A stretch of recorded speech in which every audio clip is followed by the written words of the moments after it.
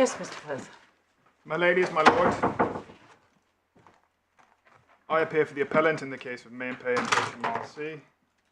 My learned friends, Mr. Chowdhury and Mr. McGee, appear for HMRC. May I begin by asking whether the court has had a chance to consider the skeleton arguments? Yeah, well, we can start by saying we've read extensively into this case, Mr. Firth. We've read all the judgments, FTT and Upper Tribunal. We've read the skeleton arguments and we've dipped in extensively into the bundles and in particular the authorities. Very grateful. Mr. Firth, can I just comment that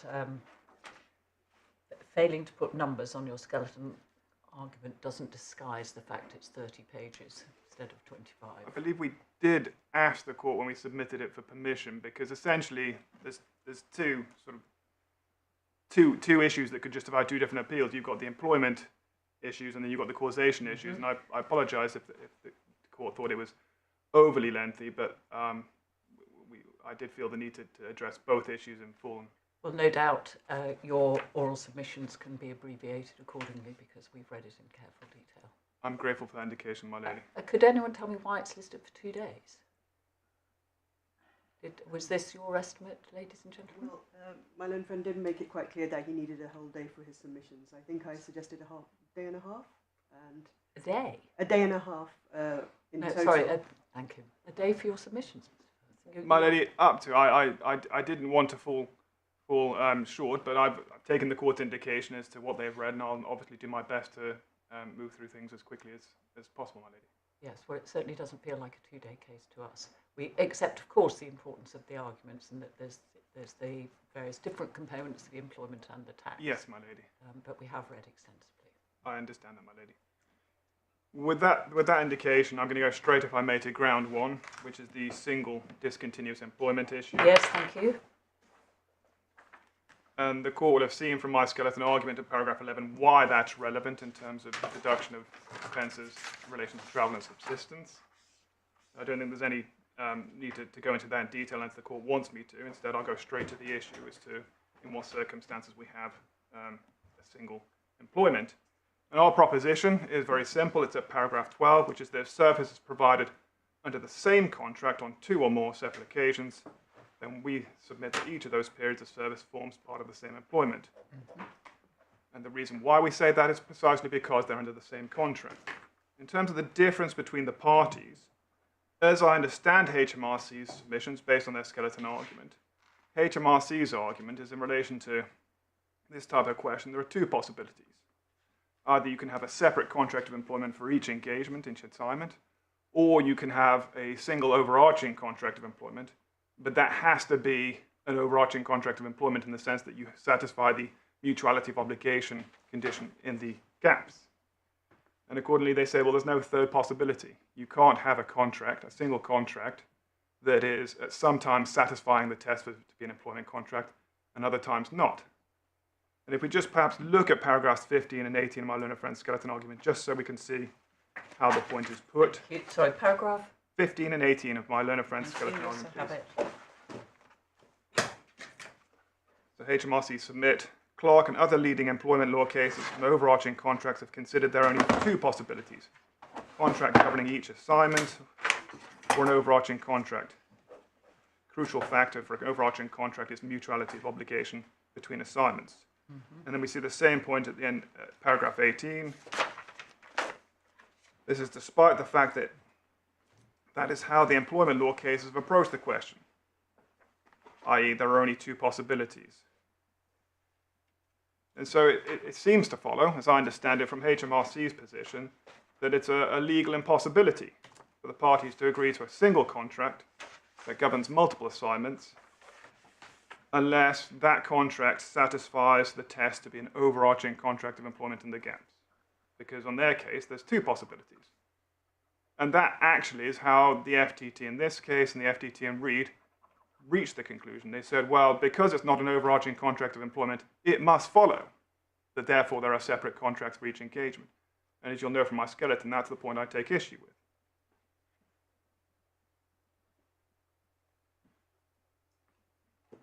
My submission, and I'll develop this by reference to the authorities shortly, is that that's not correct. you first apply contract law to decide what the contractual position is, and then you apply whatever statutory regime you're concerned with to the position you've reached under ordinary contractual principles. And when we come to look at the case law on contractual principles, we'll see that the critical issue is the intention of the parties. If the parties have said, well, this is a single contract, then that's the position. If the parties say this is a variation, then that's the position. If the parties say, no, this is a rescission of one contract and replacement with another, that's the position. But the fundamental proposition we'll see in my submission is that what the contractual position is depends on the law of contract, which in turn depends essentially upon the intention of the parties. Conversely, in my submission, it doesn't make sense, and it's wrong, to suggest that the question of whether the parties have agreed a single contract covering multiple assignments, or whether the parties have agreed multiple contracts, each one covering a separate assignment, can somehow depend upon the unrelated question of what the position is under the contract in the gaps. In other words, how can it be the case, as a matter of contract law, that whether you've got one contract governing multiple assignments or separate contracts for each assignment somehow depends upon essentially a test of have you met the threshold for mutuality of obligation in the gaps. The two are just unrelated. And it's perhaps relevant to bear in mind what that test of mutuality of obligation amounts to. Now, obviously, this appeal doesn't concern that test. We've not appealed that issue. But you can see at paragraph 48 of the Upper Tribunal decision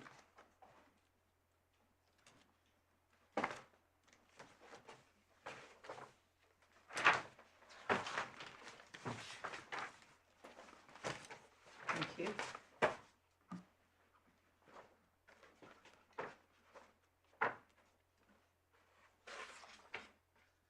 we consider the FTT properly directed itself as the law relating to mutuality of obligation. It refers to the Atoll House case. The FTT found that there was sufficient obligation on Mainpay in the gaps between assignments, but not on the workers.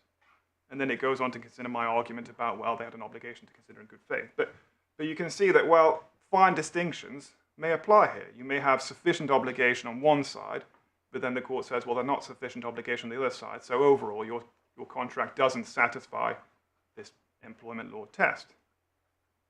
And it would be very surprising if somehow the answer to that question, where you've got this fine distinction, somehow leads to quite different conclusions on what the parties have agreed in terms of is there one contract or is there multiple contracts. And so my submission is simple. If there's a single contract and it governs multiple assignments, it depends, then that's the same employment, and whether that's the case depends on the law of contract. Can I ask you a basic question at an early stage? Of course, my lord. Do you agree that parties may enter into a contract which both parties regard as being a contract of employment, but the courts can say it's not a contract of employment? Of course that's possible, my lord. In fact, that one of the factors when you're looking at employment is whether there's any indication in the contract as to what the parties intended. The parties may say in the contract this is intended to be a contract of employment. Well, I believe the position is that in cases that are in the balance, that might tip it one way or another. Although generally it's not a particularly substantial matter. But of course the parties may say one thing, but the courts look at the underlying substantive rights and obligations that you've created. And they say, well, do these rights and obligations that you've created satisfy the test, the common law test for an employment or not? So, can you then explain to me why you say that what you describe as ordinary contractual principles are decisive? Because outside the area of employment law, generally speaking, the law respects party autonomy in the contractual field, and if parties agree that their contract is X, then the law will generally respect that. But in the field of employment law, the position is otherwise. There isn't complete party autonomy, and one can debate the reasons for that, but you've just accepted that that is indeed the law. My lord, I wouldn't quite accept the proposition as put there, and I think this is dealt with in Cobalt, which we'll come to later. When you're applying a label,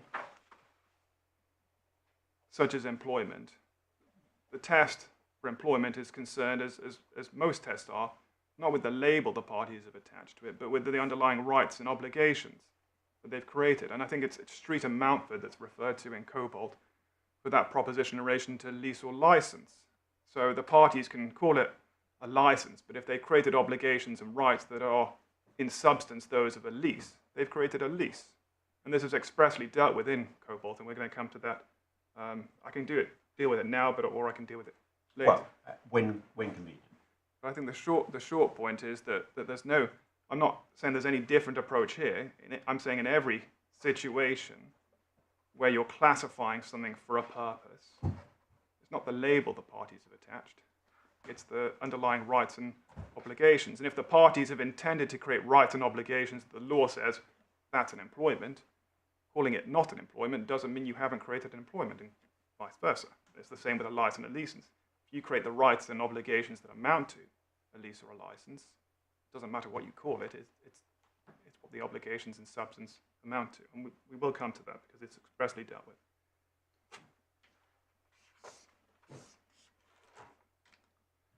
If I may make a couple of points in early response to my learned friend's position, I am not saying the parties cannot structure their relationship in such a way that each engagement is governed by a separate contract. Of course they can. That's entirely consistent with my case. The point is that they can do that or they cannot do that. And whether they've done that depends upon analysing the contractual position. And my point is simply that they can agree a single contract to govern multiple assignments, irrespective of the sufficiency of the mutuality and the gaps. But how is it a contract of employment in the gaps if there's no mutuality during the gaps? There's two stages in my submission, my lady. First, what is the contractual positions? In my propositions, they can agree a single contract that governs multiple assignments. Yeah. My further proposition is that at the times when that contract does satisfy the test for employment, it is classified as the contract of employment, and at the times when it doesn't, it's not classified in that way. And the simple point is it doesn't always have to be classified as a contract of employment to be capable of being at specific times a contract of employment. I mean, you could have a situation where a single contract, a worker works under a single contract for many years, and that contract provides the payment of a pension after retirement. Well, during the course of the payment of the pension, the contract continues. There's still an obligation to make payment, but it's not a contract of employment anymore. There's no mutuality of obligation. There's no control anymore. Now it's about payment of the pension. So you don't, to be a contract of employment at certain times, it doesn't have to be the case that it was always a contract of employment. So the proposition is that you can have a single contract, and sometimes it's employment and sometimes it's not. My lord, in a nutshell, yes. And But then how is it one employment? my lady, it's the essence of employment, and we'll see this in the PGMOL case, is it's about a contract. And if it's the same contract, and you're working under the same contract on two occasions, then that is the same employment precisely because it's the same contract.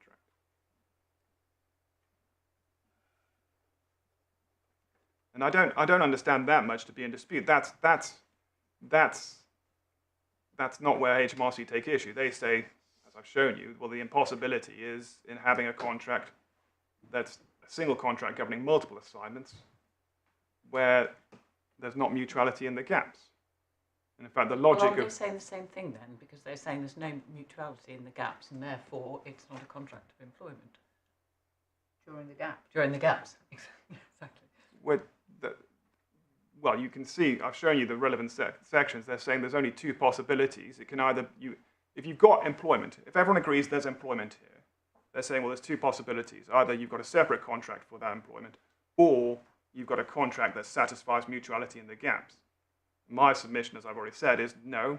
There's a third possibility, which is the parties have agreed a single contract that covers multiple assignments, and irrespective of whether a court classifies that as falling on one side or not of the line in relation to mutuality, it's still just one contract governing multiple assignments, and therefore you have the same employment. And that's how it works in relation to overarching contracts that are overarching contracts of employment, because in the gaps you don't have the control over the service because there's no service being provided. You just have this minimum obligation on both sides to satisfy that particular test.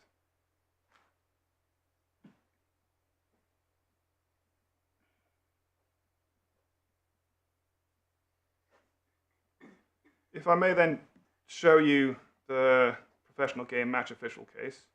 Certainly. 1736. I'm probably going to be in your final third authorities bundle, please.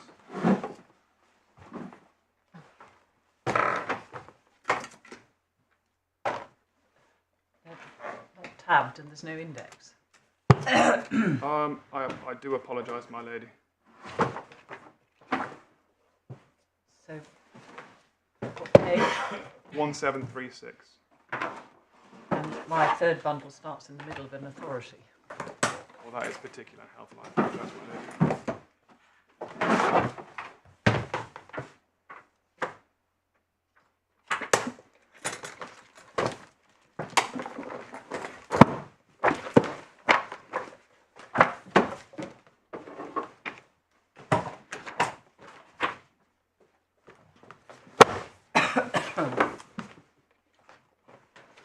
Page 1736, Yeah, hopefully, sorry, which is the it's beginning of. authorities for. Oh, is it fourth? I'm sorry.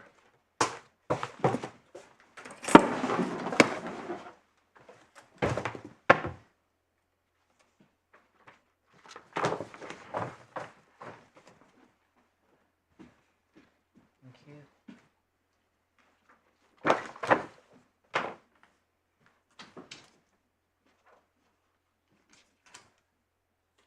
The decision begins on page 1739, and we can see in paragraph 1 the issue the court there was simply was there an employment at all, and that was approached in two ways, by looking at the overarching contract and the specific engagements, but that's fundamentally the question: were these referees employees at all? At paragraph 2, we see the issues in this case arise in the context of taxation. The relevant legislation adopts employment under a contract of employment or a contract of service as the criterion for determining the treatment for income tax purposes. The legislation contains no definition of the contract of employment, but leaves them to be determined in accordance with common law principles. It is not a case where a particular meaning is to be given by reference to the context and purpose of the legislation.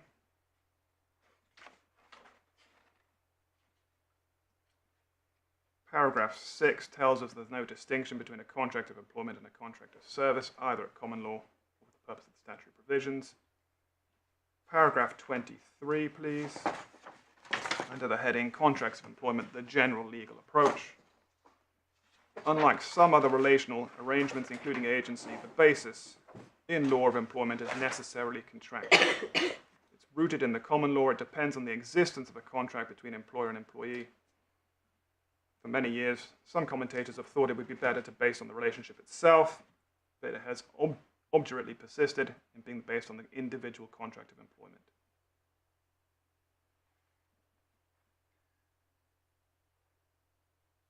The same point is then made at paragraph 26. As noted above, it is the common law concept of employment that is applicable to the tax and national insurance legislation relevant to this appeal. 28, you've got a reference to the classic RMC, ready-mix concrete test for whether a contract is one of employment.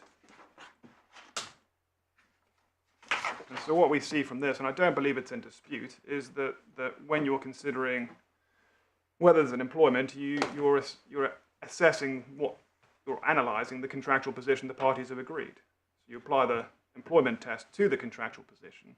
But obviously, in order to know what the contractual position is, we have to go to the law of contract. And that's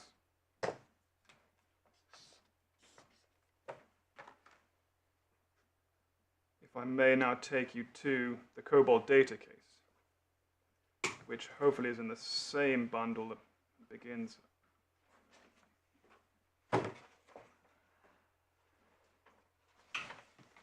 the beginning is at page page 1758, please.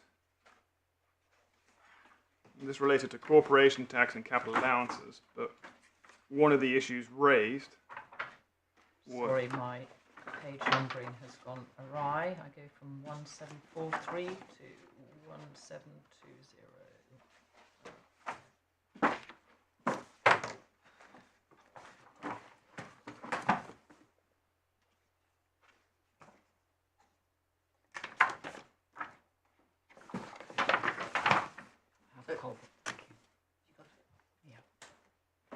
Thank you, milady. Yes. So there's essentially two parts of this case. One is what the correct statutory test is, and I'm going to come back to that later, if I may, in relation to the causation issue. But for the present purposes, the Supreme Court also gave, in my submission, significant guidance on the contractual issue, which is the circumstances in which the parties have agreed a rescission and a new contract or a variation. And if we could start, please, on page 1796.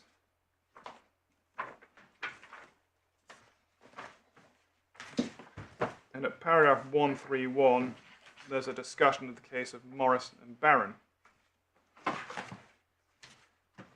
I ask you, please, to read paragraphs 131 and 132? Certainly.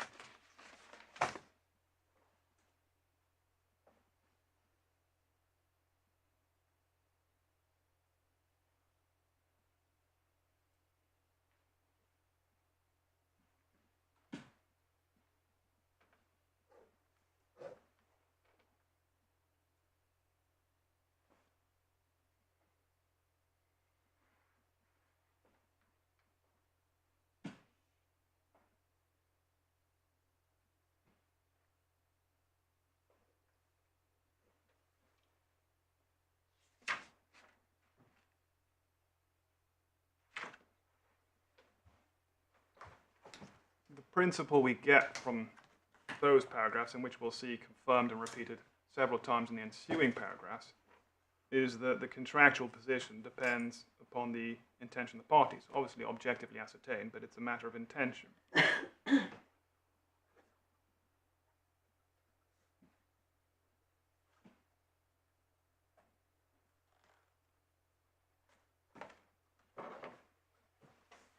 You can see at paragraph 136, the court rejecting a submission from Mr. Yu of HMRC, that there was a rule of law to the effect that if there was a fundamental difference between the original contract and the later contract had to be taken to rescind the original contract. We do not accept this. Would Atkinson, like the other law lords, held the question of whether the later contract set aside the original contract depended on the intention of the parties to be gathered from all the circumstances. The fact that the agreed alterations to their contractual relationship were fundamental was certainly relevant to the ascertainment of common intention to rescind rather than vary. The fundamentality did not operate as a separate rule of law. The same point is then made in 137 by reference to another case. I don't propose to ask the court to read that now. It's the same point. And indeed, the same point is in 138. If I could just draw your attention, please, to the end of 138. By E, the court therefore put that construction on what passed between the parties, which best effectuates their intention, determining the agreement to extend time for delivery was part of the contract between them, and then applied the statute, ordering that the contract so altered was not enforceable. And that's a point that the Supreme Court has made, makes a number of times. If we could please go back to paragraph 130 just to see a clear statement of that principle on page 1796. And just by F, at the end of the line, in all those cases, cases where it matters, it is likely that a three-stage test will be required. The first is to ascertain what is the alteration to the contractual relationship of which the parties have agreed. The second is to ask whether they did so by the mechanism of variation or replacement, having regard to such common intention about that choice as may properly be ascertained.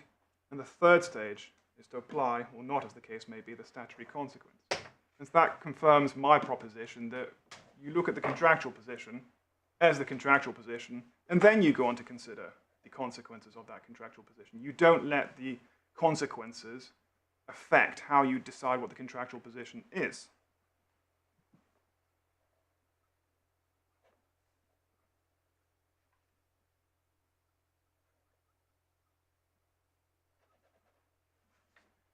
The principle in relation to intention being the relevant determining factor is confirmed again at 139. And I apologize for jumping forward again.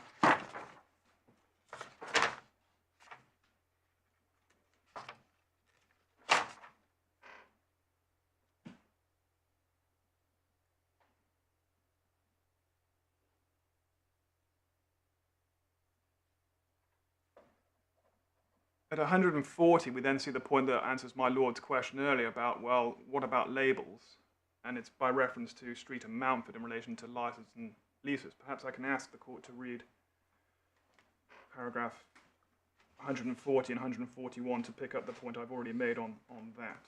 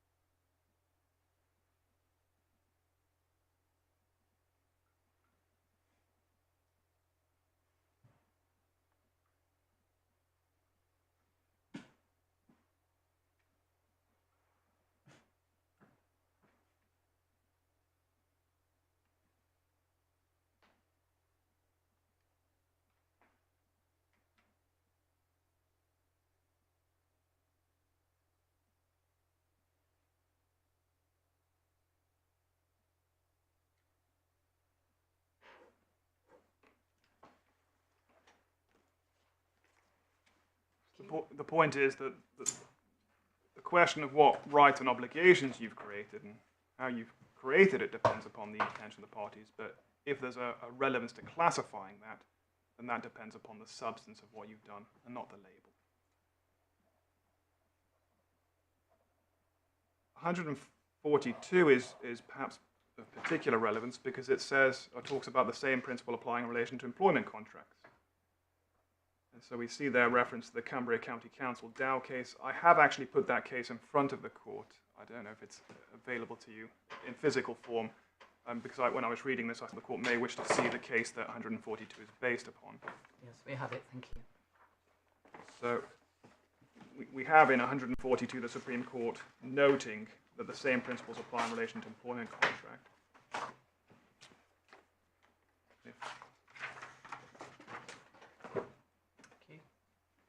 And if I could just briefly show you the Cumbria County Council case, because that is a case in relation to employment contracts, and in particular whether it was terminated or varied.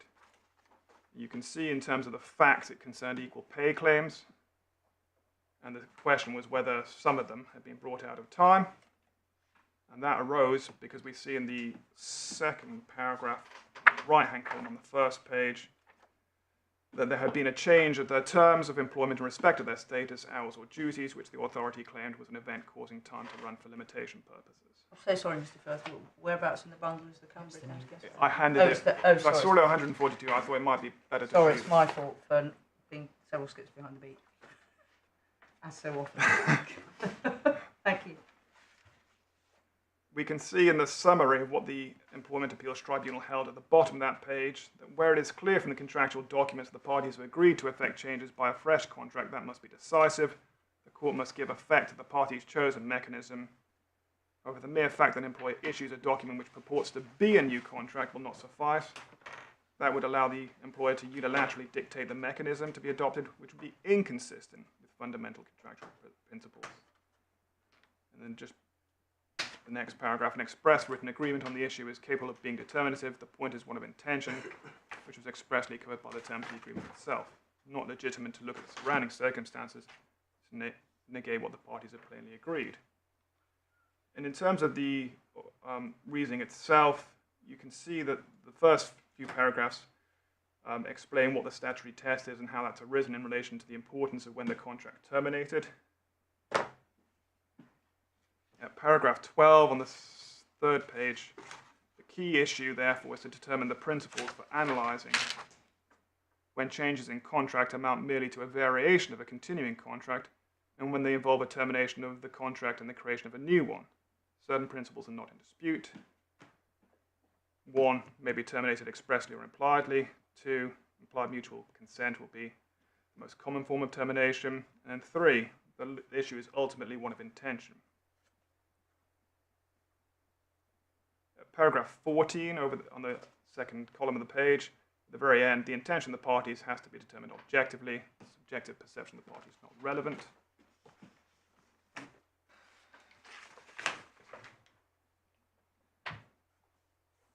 Paragraph 24, you can see a summary of where the majority fall out. The majority agree with Mr. Jeans that where it is clear from the contractual documents that the parties have agreed to effect changes to by a fresh contract, that must be decisive. The courts must give effect to their chosen mechanism. However, we do not accept that the mere fact the employer issues a document which purports to be a new contract will suffice. That would allow the employer unilaterally to dictate the mechanism inconsistent with fundamental contractual principles.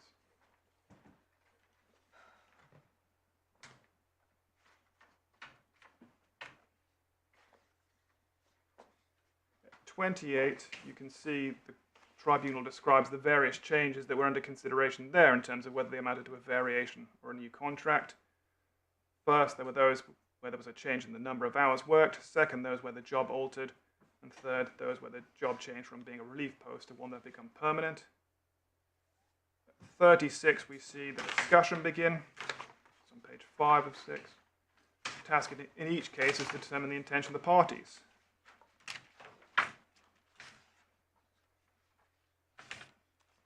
And then at 37, it goes into the reason of the majority, which we've already seen. And then finally, if I may show you paragraph 52, the final paragraph.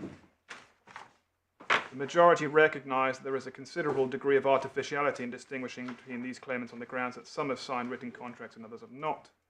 It is highly unlikely that any of the parties gave any thought whatsoever to the question whether there was a new contract or not. Subjectively, it is extremely unlikely that they would have had intention either to terminate or to vary. To analyse the cases in this way, as we readily recognise, involves adopting legal distinctions remote from the minds of the contractual parties, which make little sense in the world of work. But we are required by Parliament to focus on when a particular contract rather than the relationship terminates, and the majority consider that this must be done in accordance with traditional contractual principles. In this case, their adoption works against the interests of the unsuccessful claimants, but in other contexts they could benefit from applying the usual contractual rules. And what we get from that, as we saw from the Supreme Court, is that in determining what the contractual position is, do we have one contract, do we have multiple contracts, it's simply a case of applying ordinary contractual principles. You cannot bring in a supervening principle and say, well, because there's insufficient mutuality in the gap, therefore there must be separate contracts. That's not how it works.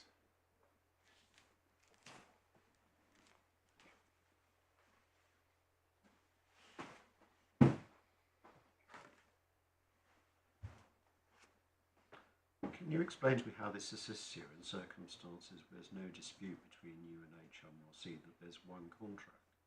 Apologies, my lord. That there's one... Sorry, I say that. No, I'm misspeaking. Forget that. That was a bad question.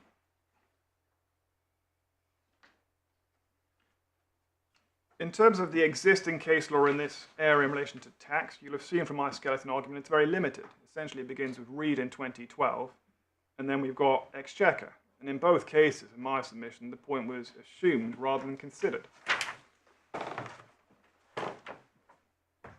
And I set out at paragraph 19 of my skeleton argument the logic of Reed. If we could just look at a couple of paragraphs of Reed to see that it is assumed rather than worked through. This might be your second bundle, but I apologise, I can't be sure of that. Sorry, are we turning to your skeleton argument? No, this is Reed and the FTT now, so we're just going to look at what, if we may, what the existing authorities in this area have said to see if they provide support in terms of reasoning for an alternative approach. And page number? 981, which I think will be in bundle 2, but I can't be sure.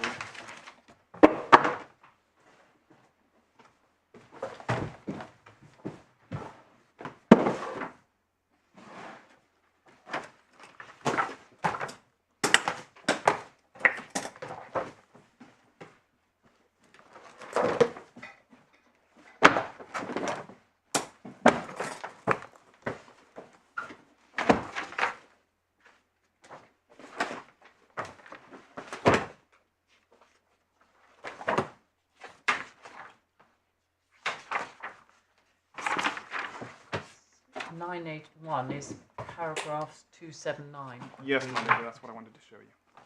Could you just tell me where it starts? Of course, my lady. Begins on page 901, my lady.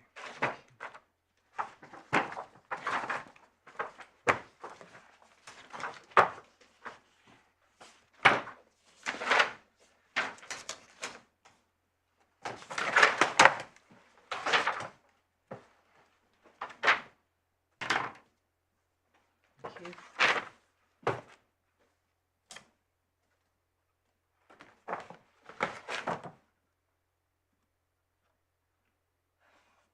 And at 279, we see the tribunal explaining its decision in relation to this issue. It says, accordingly, while we accept that there was a contract of some sort when the employee temp was not on assignment, it was not a contract of employment. With regard to Reed's contention that during an assignment there was undoubtedly a contract of employment which must continue until terminated by notice with the result that the status will not change, we see no reason in principle why a contract should not change from being an employment contract if the current circumstances are such that the employee is not under an obligation to perform any services, and the employer is not under an obligation to provide any work, particularly when, as we've already pointed out, the person might well be working for someone else. Pausing there, that's an acceptance of the basic principle that a contract can change status. How does that help you if a contract can, while subsisting, change status?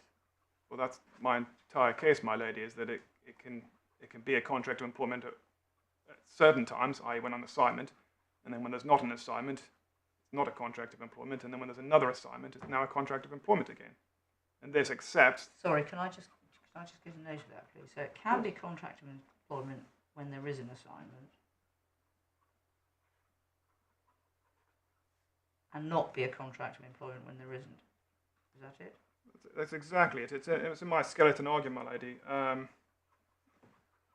I just want to be sure I've understood the submission. Of course, my lady. Thank you.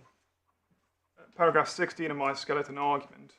16. 16, my lady. I make the point that, in my submission, the existence or not of an employment relationship is a matter of classifying a contract. And the same contract may be classified in different ways at different times, depending on whether at that time it satisfies the test to be an employment. And so the point I'm making, the key basis of my submission, is there may be times when the incidents of the contract do satisfy the employment test, because at that time you do have mutuality of obligation and you do have control. And there may be other times after the assignment where it doesn't satisfy those two tests. But then equally, there may be a further time when it does satisfy those tests again. There's no reason why you can't say, well, yes, at those times it satisfied the test, it was a contract of employment then, those times it didn't, and then those times it did. And in fact, the point I'm making here is, well, this tribunal is accepting in terms where you can have a contract that satisfies the test for employment at one time, and then doesn't at another time. It moves from being a contract of employment to not being a contract of employment at that time. My proposition is, well, yes, that's right, but equally, if that contract then does satisfy the conditions to be employment again, it becomes a contract of employment again. Yes, but you go further. You say it's the same contract of employment. Because it's the same contract, my lord. Yes, exactly. which is why the FTT feels forced to say, well, if we can't say this is an overarching contract of employment, we have to say it's separate contracts to break up the employment. Because employment, as we've seen in the professional game match official case, is inherently and fundamentally tied to the contract. It's the contract that is the basis of it. And that's how it works in relation. If you do have sufficient mutuality in the gaps, that's how it works. You have an assignment, then you have a gap, sufficient mutuality, fine, but then you have another assignment. And it's accepted on all sides that in that case, you do have the same employment. My proposition is simply, well, that's because it's the same contract. In this case, the FTT... No, it's not because it's the same contract, it's because you're employed under a contract of employment. And if you're not, if the relationship isn't intrinsically a contract of employment, there's no employment. Well, I agree with that, my lady, but the findings of fact here, which aren't disputed, is that these were employees. The contracts did give rise to employment. Yes. And the point is that so you again, you've got to take it in stages. You work out the contractual position. How many contracts have they agreed? What rights and obligations have they agreed?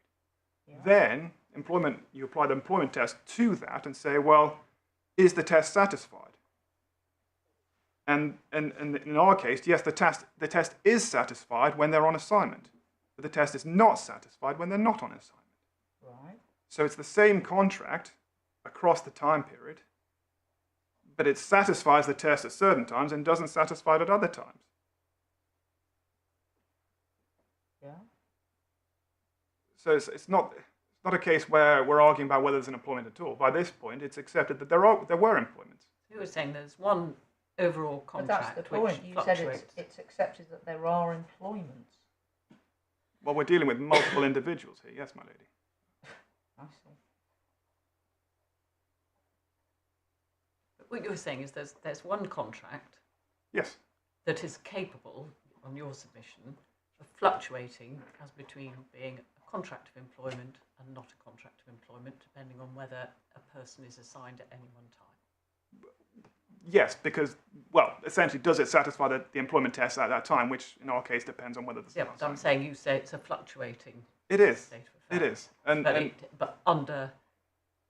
but one continuous contract. exactly. And that's why I take it in stages. I say, well, if the question is whether there's one contract and multiple contracts, that's not a question of employment law, that's a question of contract law, which is why I'm showing you Cobalt.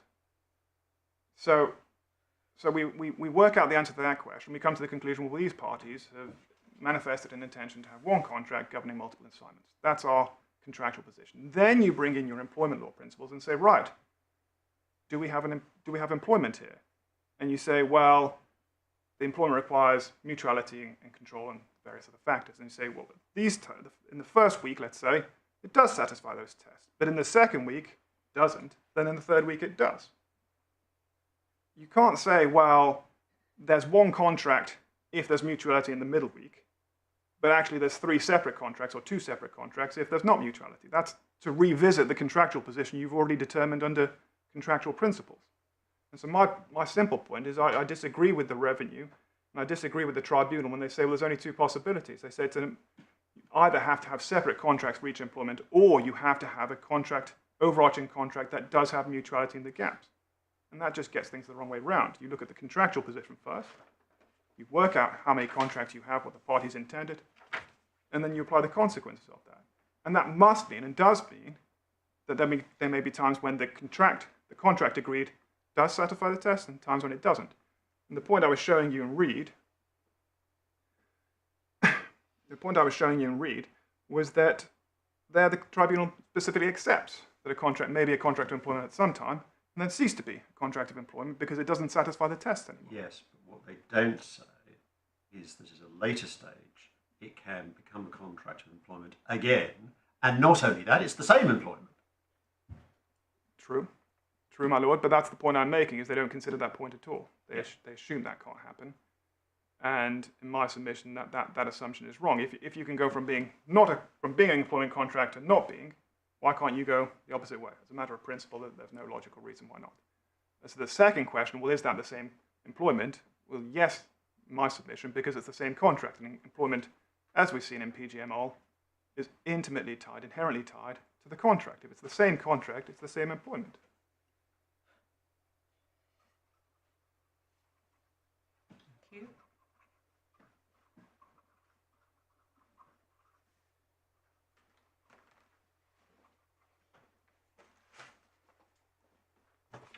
Have we finished with Reed? I made my point on Reed. I mean, it's Understood. Yeah. 279 and 280. Basically, they, as my lord says, they don't say it can go back, but they don't consider the point. Yep, I understand. Thank you.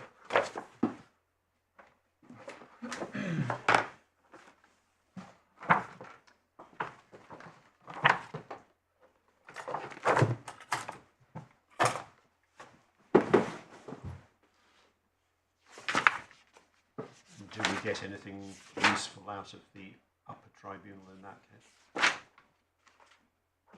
My lord, no, because it doesn't. Again, it doesn't deal with the issue. I think I refer to this. Okay, fine. That's fine. I was only asking the question completely. Well, there's been some nice and respectful submission confusion, because what the Upper Tribunal does consider is an argument that employment can be divorced from the contract. And at paragraph 323 in the Upper Tribunal, it rejects that. Says no employment can't be divorced from the contract. But that's not my argument. My argument is not that you can divorce employment, have an employment without a contract in some way. My argument is that it's exactly the opposite, that the contract is the employment, or gives rise to it, by way of classification of the contract. So that grounds, all that grounds your ground one. Where do you go from there? Well, perhaps I can just show you, as the question's being raised, I'll just show you what was said in the Upper Tribunal and Reed. It's 1079, which I have a feeling is at the beginning of Bundle 3, the authorities. Sorry, 1079. So the case begins probably, unfortunately, probably in Bundle 2, begins on page 996. Probably at the end of Bundle 2, unfortunately, but then the relevant page, what I've just referred to, is 1079. yes, Thank you. Which paragraph?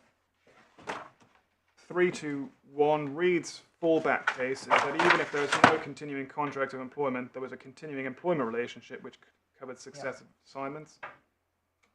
And perhaps you just read 322 and 323. Certainly.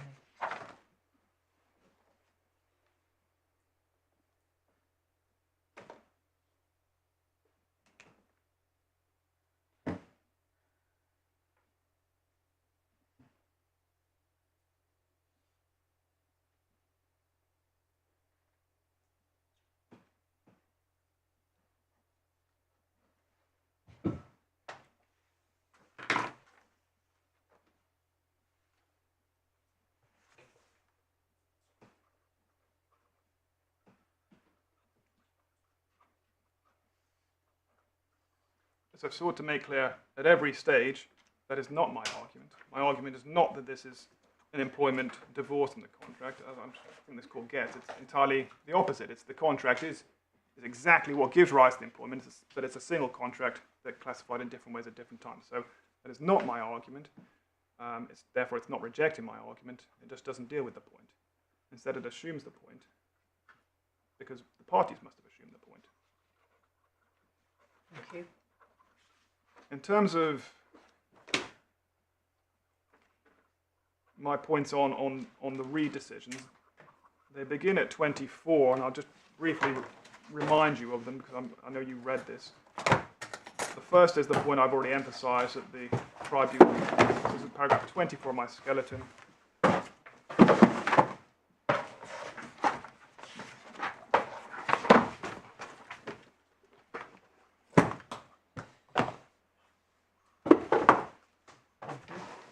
First is a point I've already made, I don't need to repeat it.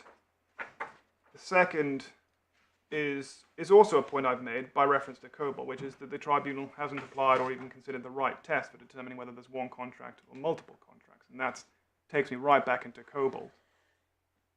And I've taken you through that. I've shown you in my submission that whether there's one contract or not depends on the intention of the parties. It doesn't depend upon the classification or the consequences for employment law.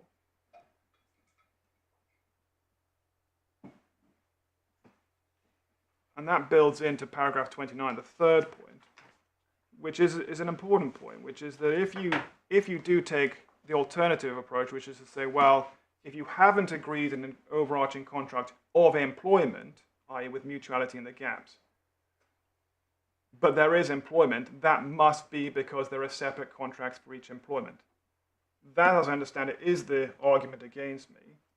And the problem with that argument is immediately apparent, which is it makes the contractual question, have you entered into one contract or governing multiple assignments or multiple separate contracts, depend upon a completely separate issue of employment law. And the two just don't interact. They're completely different issues. You apply the employment test to the contract. You don't determine what the contractual position is based on the employment law tests.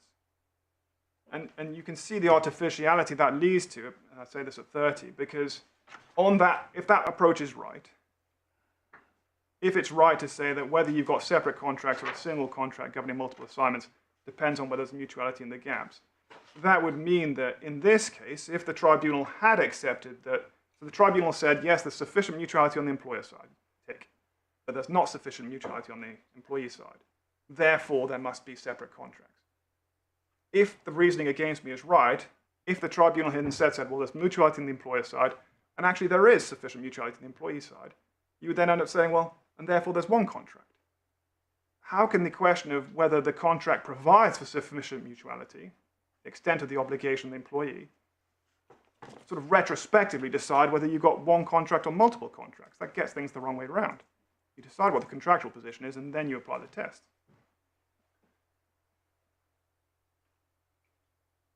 Well, nobody doubts there's one contract which governs the relationship. The question is how you classify the rights and obligations under that contract at different times.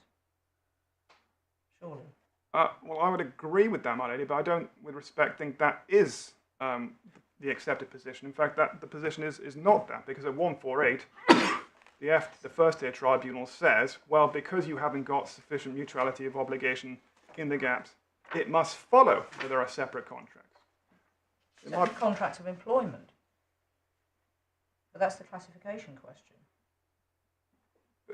But then you've created out of thin air multiple contracts. You can't, and that's my whole proposition, is you can't do that. Whether there's one contract or multiple contracts cannot be the result of applying an employment law test like, is there sufficient mutuality in the gaps? You can't say, well, had we concluded there was sufficient mutuality in the gaps, we would have accepted there was one contract, but because we said there isn't, therefore, as a matter of law, it follows you've agreed multiple contracts.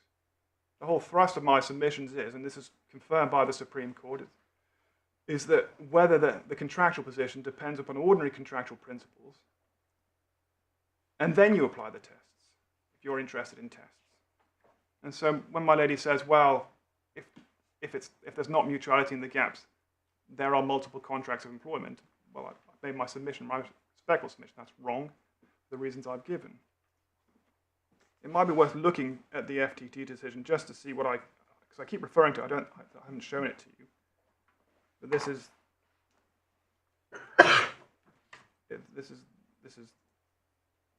their core proposition. It's Mr. Chowdhury's argument that there's a framework contract. Well, that's HMRC say that, well, there's a framework contract and then there's a separate contract each time there's an engagement. Yeah. What does the FTT say? At 148, you can see we do consider. Is that page 148? Sorry, no, paragraph 148. Page 159.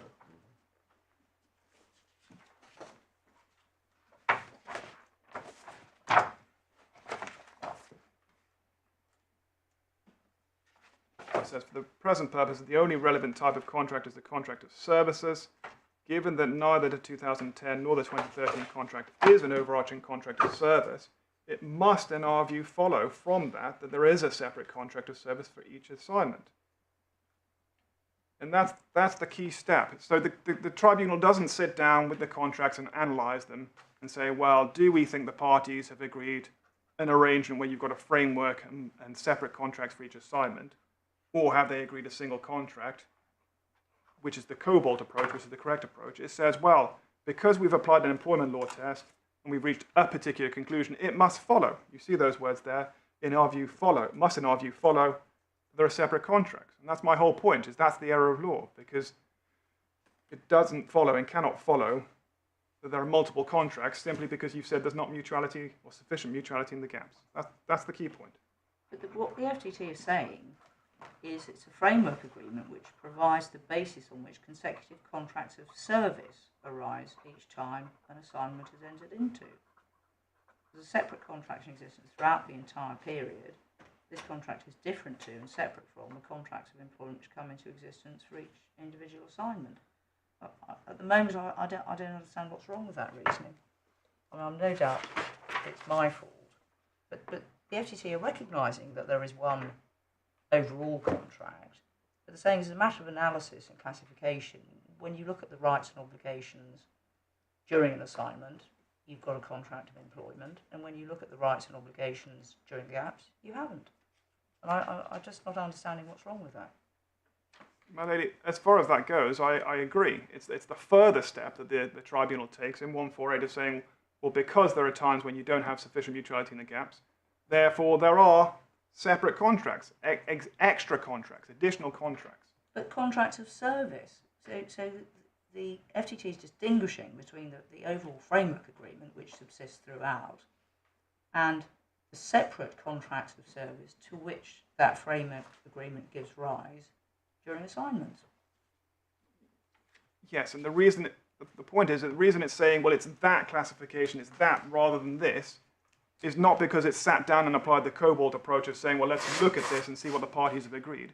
It's because it said it must follow that because there's not sufficient mutuality in the gaps, that therefore you have chosen that. So if you, But how can you can't choose to have a contract of employment. It's like Street and Manford. You can't choose to have a contract of employment just as a matter of option if, as a matter of legal classification, what you've agreed and haven't agreed doesn't give rise to the obligations which are inherent in a contract of employment.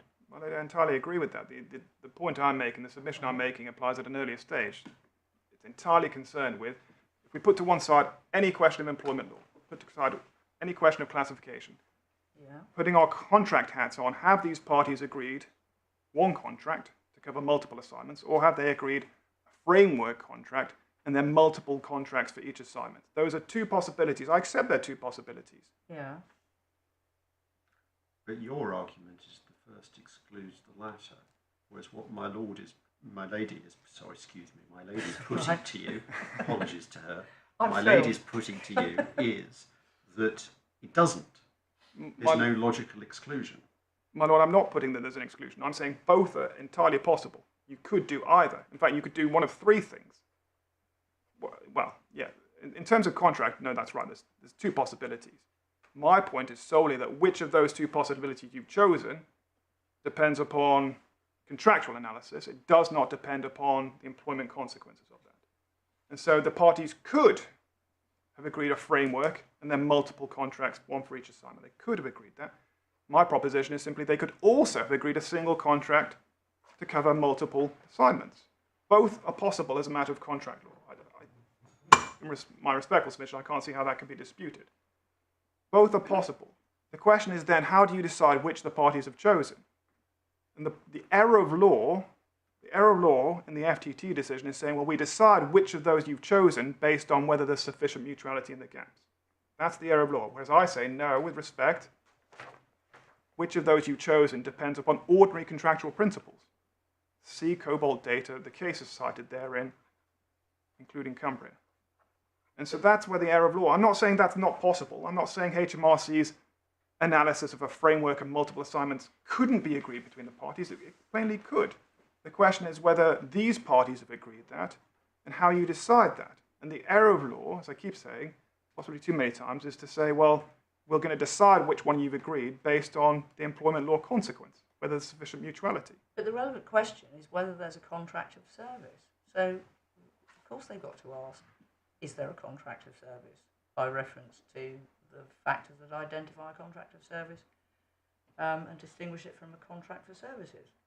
Of course they have, my lady. But the point is that you apply that question, my lady's perfectly correct question, after you've decided what the contractual position is. So, as I said, forget employment law, forget employment consequences. What rights and obligations have these parties created under their arrangement? Have they created one contract? Have they created a contract and then multiple contracts, one for each assignment? You do that, in my submission, without any reference to the employment law consequences. It's just a matter of contract law. Once you've done that, you then bring in my lady's questions of, well, how do we classify whatever contractual arrangement they have entered into? And you may find that it does satisfy the employment test. You may find if it's a single contract, may find, well, it does satisfy the employment test at that time, but it didn't at that time, and then it did again. But what I'm saying is you can't revisit your answer to the contractual question, one contract or multiple contracts, based upon whether there's sufficient mutuality in the gaps. Because this tribunal would have accepted, HMRC do accept, that if there had been sufficient mutuality in the gaps, there would just be one contract. They accept that. That's the whole logic of this One debate. contract of employment. There's a difference between a framework contract, which creates rights and obligations, and a contract of employment. And the analysis that the FTT and the UT have adopted in this case is that here you have a framework agreement, one contract, but under that agreement, the parties have agreed that a contract of employment will arise during an assignment. But as a matter of construction, because there isn't any sufficient mutuality of obligation between assignments, there isn't a contract of employment. And I'm just not following what's wrong with that, really. I mean, Because, asking my the same lady, question. my respectful submission, that's not what the FTT is saying. It's not saying, well, let's have a look at what you've agreed. Okay, you've agreed one framework contract and then multiple contracts. It's not saying that's what, looking at your intentions and the documents you've agreed. It's saying, well, because there's not sufficient mutuality in the gap, that it must follow that you agreed separate contracts. But see, this is the point of the question I was asking you earlier, because I take your point. You've got to distinguish between the contractual analysis and the employment analysis. So let's assume you're right about that. But it does seem to me at the moment that it's necessary for the purposes of your argument, if you are be able to say that if you find that there is one overarching contract, that excludes the possibility of there being separate contracts. Because if it doesn't, then the employment analysis will come in relation to the separate contracts. I'm not saying that it excludes that. I'm saying that you decide... In which case, I don't see where your argument goes. I mean, if you did say that, then I could understand the logic. You would say, on this hypothesis, you found there's a single contract, that excludes the possibility of there being separate contracts, end of, because on the single contract,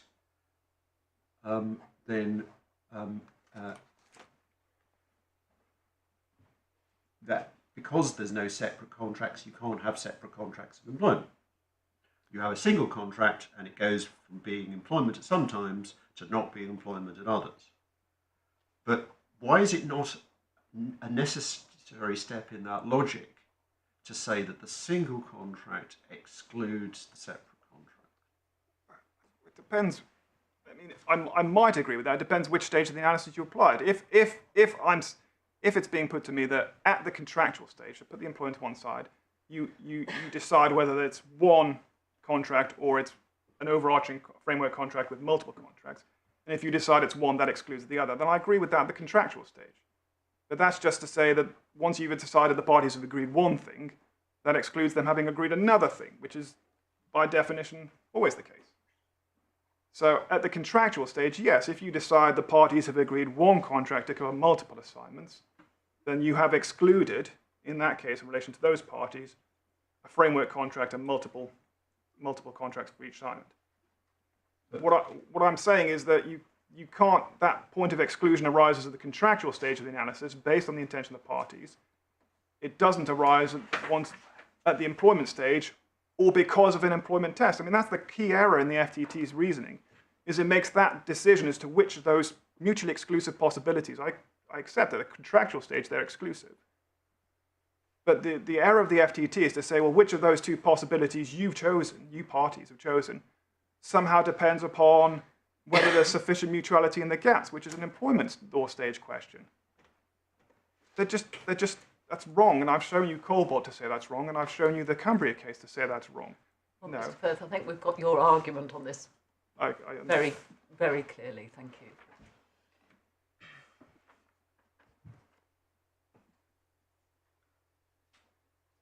So what else, if anything, do you want to say about ground one?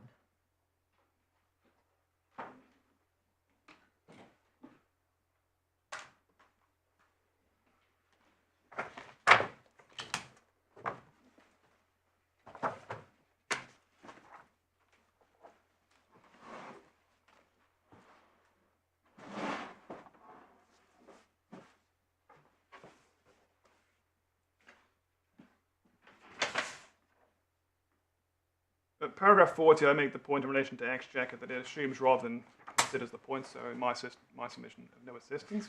I don't think I need to show you that. At paragraph 44, I refer to the point that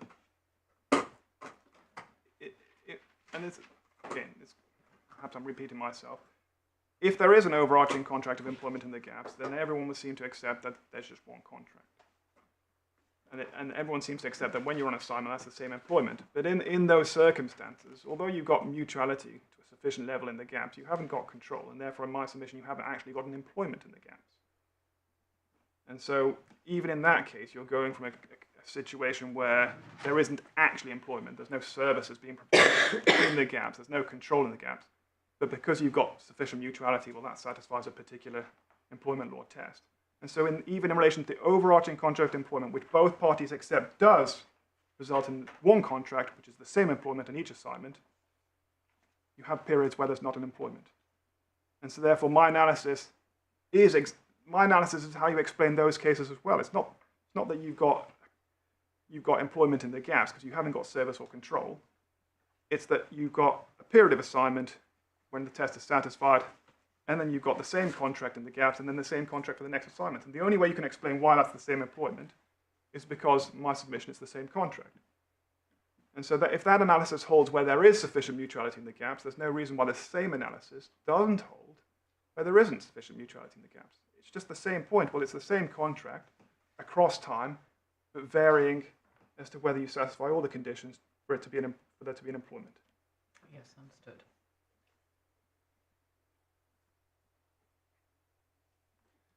And to some extent, this is paragraph 45. It's not surprising that we've got a situation where we have in the tax cases, because what's happened is that a test developed for employment law purposes over a number of decades, years, has then been repurposed and brought into the tax context without, in my submission, a full appreciation of, well, what was that doing there?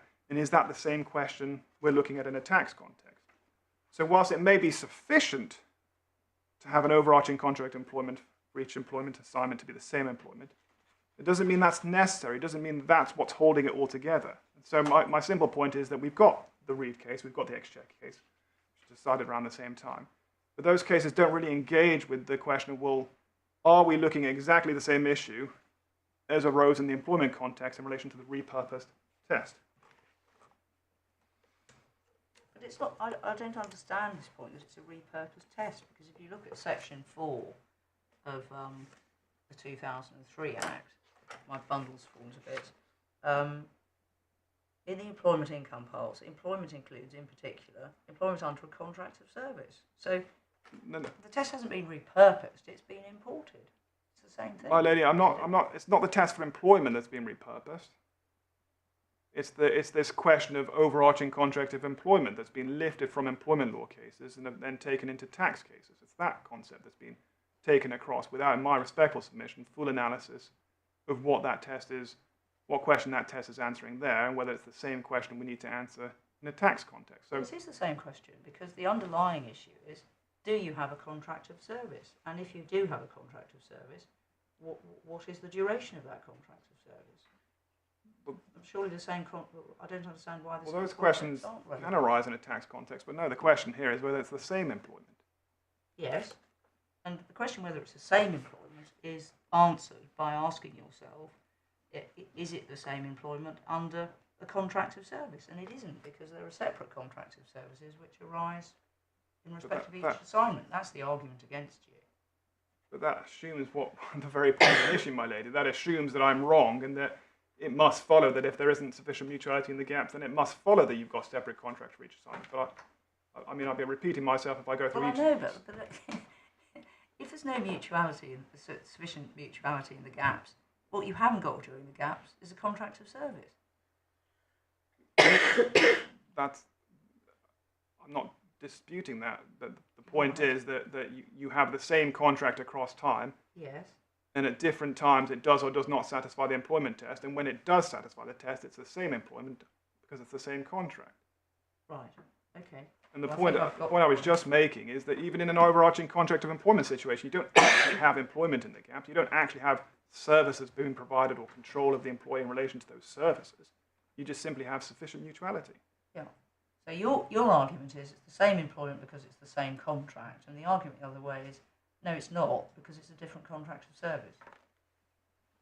Yes, and then my fundamental proposition underlying that is that the way you tell which of those two possibilities it is not based on mutuality of obligation, but based on ordinary contractual principles. And if I'm right about that, then the FTT has erred. Thank you. Okay.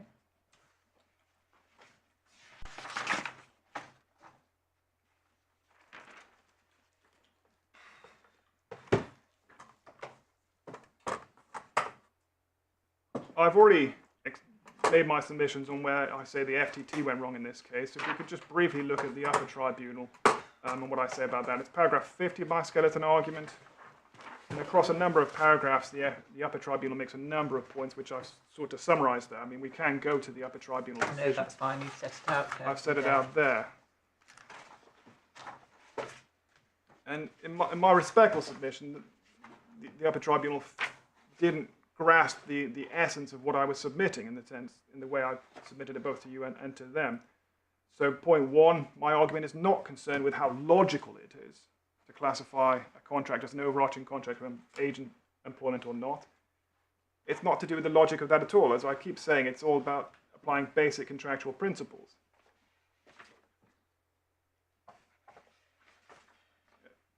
The second point is the Upper Tribunal said, well, there's numerous decisions where this would have arisen if it was correct. And with respect, that's not right. There's Reed, where it could have arisen. And then there's Exchequer, which is being decided about the same time. It's not relevant to be the professional game match official case. That's simply concerned with the basic question, is there an employment at all? It's not concerned with this same employment issue. I've already made the point that the argument wasn't rejected in Reed, because it wasn't raised.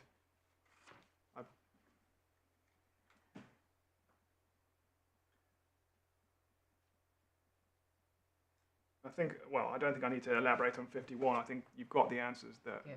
Unless there's anything I haven't explained properly there. For my part, no, I've reread the Upper Tribunal's judgment this morning. I'm grateful for that indication, my lady. In terms of what we have in our case, as I say at 53, well, as the FTT found, we have a single contract governing all assignments. And to show you, if it would be helpful, the 2013 contract, that's in the supplemental bundle, page 17.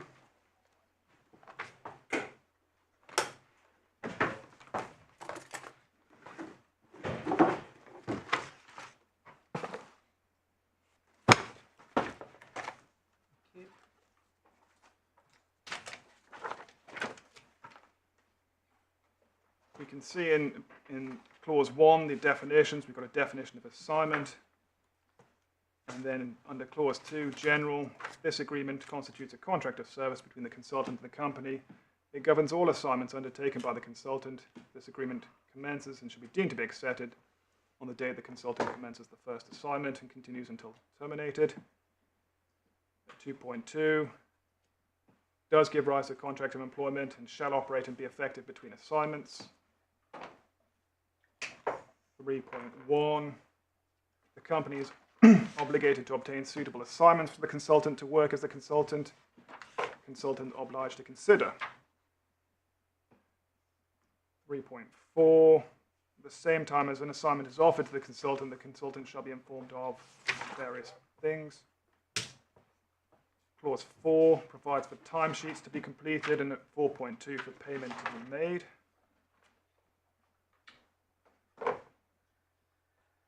Clause 5 deals with remuneration.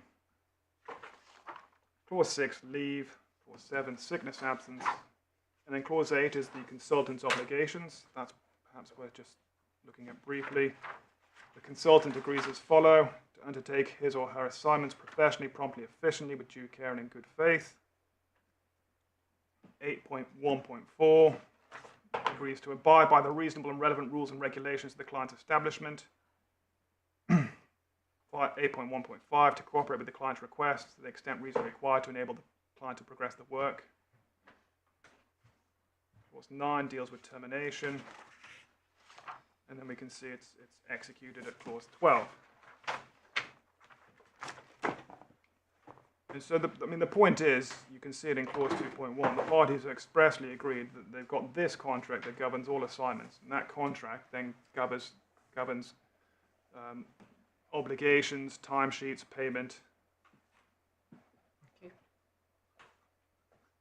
And as the First Tier Tribunal found at paragraph 51, the way it works is that a worker would be sent information about an assignment in an assignment schedule. The other document I handed up, just if you wanted to see it, was what was for the First Tier Tribunal as an appendix to Mr. Hugo's witness statement, which sets out details for an assignment. Thank you.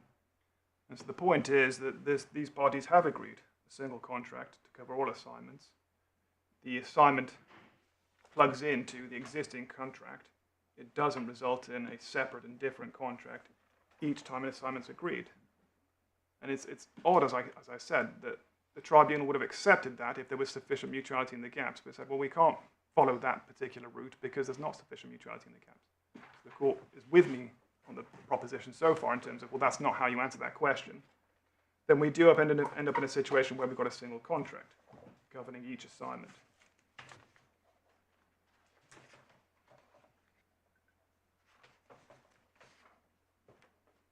Paragraph 57 of my skeleton, I anticipate certain objections that HMRC might raise, and I think this has turned out to be a well-founded anticipation, and I'll briefly answer them. Thank you. So the first point, HMRC say, well, there's no reason why a worker should not be employed under a contract of employment for each separate engagement. And as I hope I've made clear, well, I agree with that. There is no reason why that can't be the case. My point is there's equally no reason why they can't agree a single contract to cover multiple assignments. And what this court is being asked to do is to tell us, well, what's the test for deciding which of those two possibilities has been chosen? And my submission is, well, you decide between them at the contractual stage, without reference to the employment stage. And as I said to my lord, that at that stage, these are mutually exclusive possibilities. At 57.2, I answer the point that I'm seeking to get around a difficulty of not having overarching contracts. Well, with respect, that's wrong. Insofar, HMRC is saying, well, you're trying to get around the not having overarching contracts of employment. That's not really, that puts the cart before the horse. The whole question is, what is the right test? And simply because I say, well, that's not the right test, doesn't mean I'm trying to get around something. By that logic, anybody who says, well, the lower court applied the wrong test is trying to get around whatever test the lower court did apply. The question is simply, is that the right test? No, it's not right to suggest anyone's trying to get around something. 57.3, HMRC raised a question, well, what's the position of an employee who goes to work for someone else in the gaps? Well, that same issue arises whether there is an overarching contract of employment, because there's still gaps there. You can still go off and work for someone else. And there's just no inherent difficulty. It happens all the time that workers work for more than one person at the same time. You can have multiple employments. So in my submission, once you've applied the correct legal analysis, you start with the contractual position. That tells you how many contracts you've got. And these issues, well, they're just the consequences of what you've decided as a matter of contract. There's a point in HMRC skeleton at paragraph 21, if we could just look briefly at that before I move on to ground 2.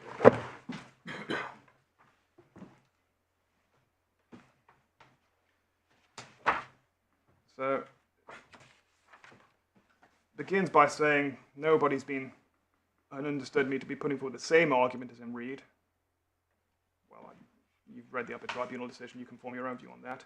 However, the appellant's argument does face the same hurdle as that argument, in that there is no support for it in Section 4 of ETEPA. Section 4 states that the employment may include a contract of service. And whilst not exclusive, there is no reason to suppose it can be construed as including a contract which gives rise to a single employment, even though it is not always classified as a contract of service and is not an overarching contract of service. 2 points on that, if I may. First, it gets things the wrong way round. As I showed you, and I emphasized when we went into COBOL data, it's very clear, as a matter of law, that you first determine the contractual position and then apply the statute. You don't apply the statute as part of deciding what the contractual position is. And you cannot say, well, we must divide this single contract into multiple contracts because otherwise it won't fit into what we understand Section 4 to be. So, with respect, that gets things the wrong way around. But more fundamentally, with respect, it's just wrong. There's no basis for saying that Section 4 cannot apply to a contract unless it's always a contract of employment. And that is the proposition that's being put there. Section 4 states that employment may include a contract of service. No reason to suppose it can be construed as including a contract that gives rise to a single employment, even though it's not always classified as a contract of service. But that has to be wrong. Of course, a contract can be a contract of service at some time and cease to be a contract of service. I mean, we saw that in Reed itself. And I gave the example of a contract that provides for the pension long after any employment's finished. So it cannot be right to say that Section 4 only applies to contracts that at all times are contracts of service. And you can think of other situations. For example, the parties may have... Sorry, I hadn't picked up your reference to the pension before, and that's me being slow. Can you just run that one by me again? Because I don't understand that. Because there you have a contract of employment. The fact that the benefits obtained from that contract subsist after the end of the contract of employment is neither here nor there, does it? Is it? Well, that's the point, my lord. The contract doesn't cease when the employment ceases. So that you've got a single contract. No, it's a question of when the benefits accrue. The benefits accrue later. But the contract ends and the employment ends on the same date. No, my lord. If the pension is payable under the same contract, then the contract must continue. Otherwise, where's the obligation come from? From the pre-existing contract. But the contract is continuing. So you are saying that that is an example of a continuing contract which changes its status? Yes, my lord. If the parties have agreed that there's a contract, and that contract continues after any possibility of service. So let's take another example. Suppose that there's a restraint of trade clause in the contract of employment. The proposition is that even after the employment comes to an end, the contract is continuing for the purposes of the restraint of trade clause. Is that your argument? That's what you're enforcing. There's a contract, there's obligations between the parties, and if somebody wants to enforce that, what are they enforcing? They're enforcing an existing contract. I see. Okay. And you can look at it a different way. You can look at the beginning of the relationship, where the parties may agree, well, you, the employee, or the future employee, will undertake some training at your own time, at your own expense, before you turn up. They may agree terms as to what that training will be. At that time, there is no service being provided. There's no obligation to provide service. There's no control. So in that beginning period, there's not an employment. But later, when the parties do start receiving and providing service, then it becomes an employment. There's now an employment. So you can have a situation where the contract's agreed, it's in force. The parties have obligations, for example, to do some training. but there's no service at that time, there's no control at that time, there's no mutuality at that time. And then at a later time, the parties do have all those things: the service provided, work done, payments made, mutuality of obligation.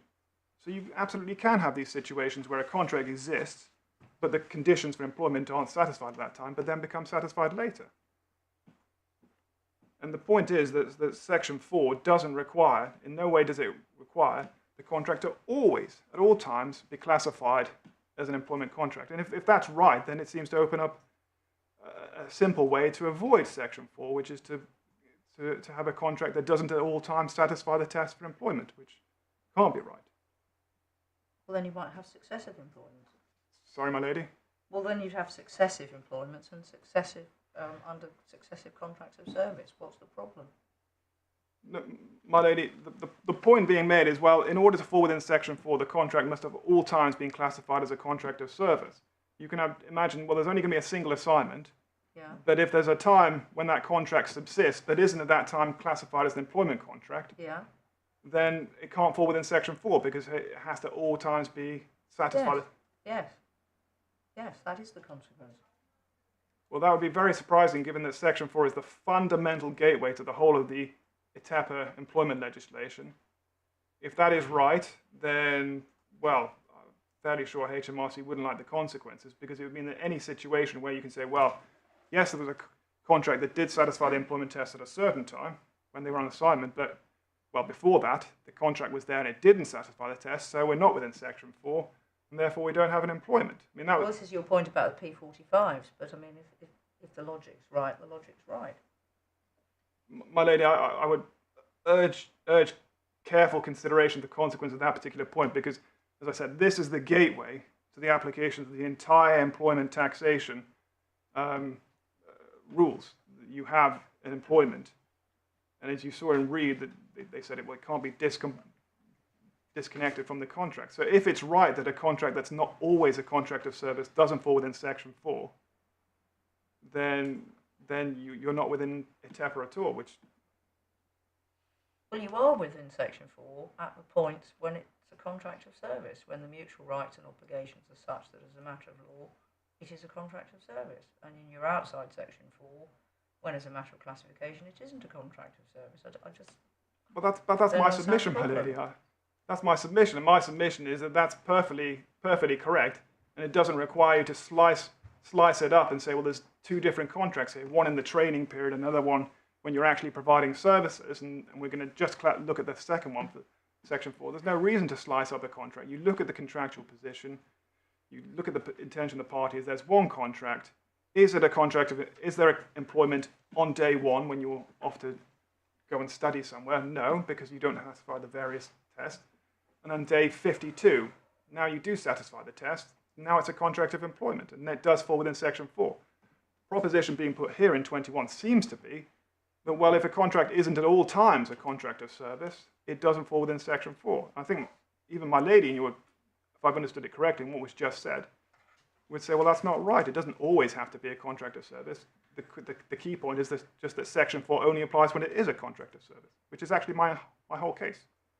Right, let me get a note of that.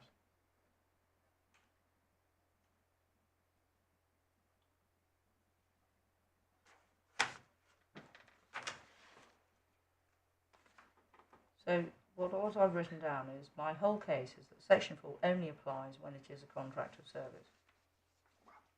If I noted, Perhaps that was an exaggeration, my lady. well, I want to be clear that I...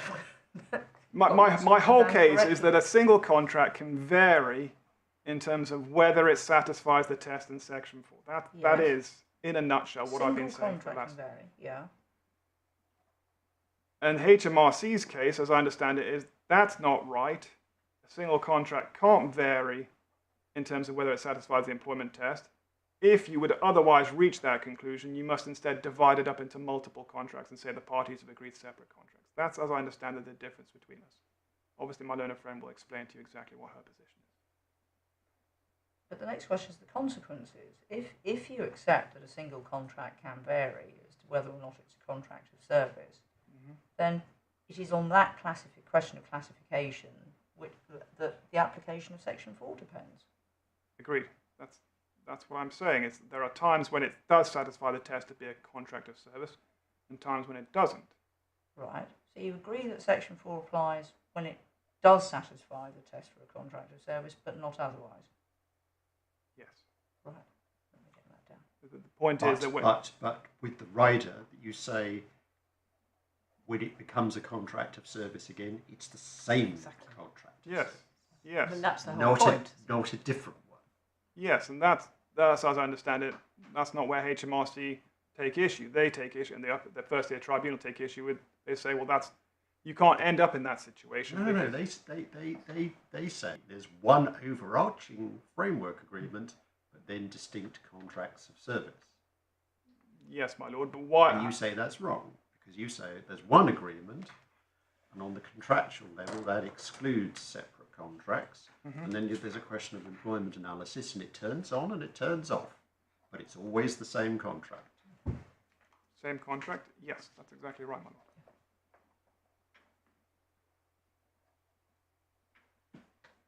Now, ground 2. Yes, my lady.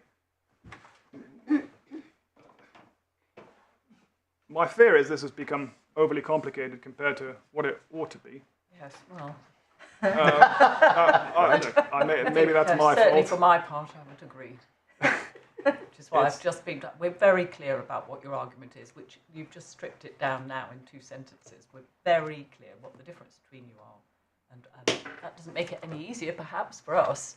But we're very clear about where the mark On ground on ground 1. Well, yes. And I don't think ground 2 is any more complicated. Well, actually, but my take us to it. observation just then was directed at ground 2, but Oh, I'm sorry. I acknowledge it. It applies to ground 1 equally. It doesn't make, as you say, it doesn't make it the answer obvious, but the question is quite simple. But in terms of ground 2, there's really 2 questions. One, can taxpayers use reasonable estimates as the basis for claiming a deduction for tax purposes? And second, if taxpayers can use reasonable estimates, well, are these benchmark advisory rates reasonable estimates? And if the answer to question 1 is that yes, you can use reasonable estimates, and the answer to question 2 is that yes, these are reasonable estimates, then as a matter of pure logic, I can't see how you come to any other conclusion than that, well, an employer can rely on those numbers for the basis of computing deductions. It just, as a matter of pure logic, must follow. In terms of the answer to question 1, well, you've seen in my skeleton argument what I say about that by reference to the Supreme Court, but it doesn't seem that it's actually disputed that you can use reasonable estimates. The Upper Tribunal says, well, that may be so. HMRC have never said you can't. They seem to say you can. And if that's right, then the only remaining question is, well, are these figures reasonable estimates and therefore can be relied upon as reasonable estimates? And if we could just look, please, at the document in question, because they self-identify as being reasonable estimates. It's in the supplemental bundle, please, it's page 2.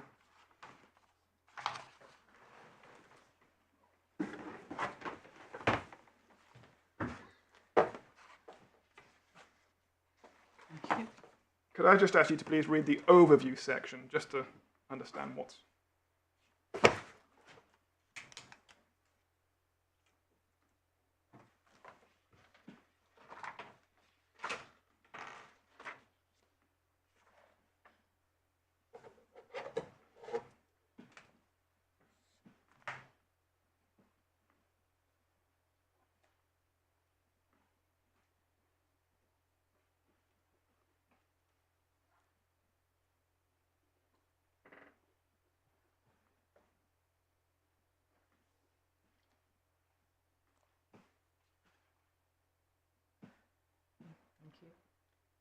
And my point is, it's never been suggested in the course of this litigation that these are not reasonable estimates. I mean, that would be very odd for HMRC to turn up and say these are not reasonable estimates.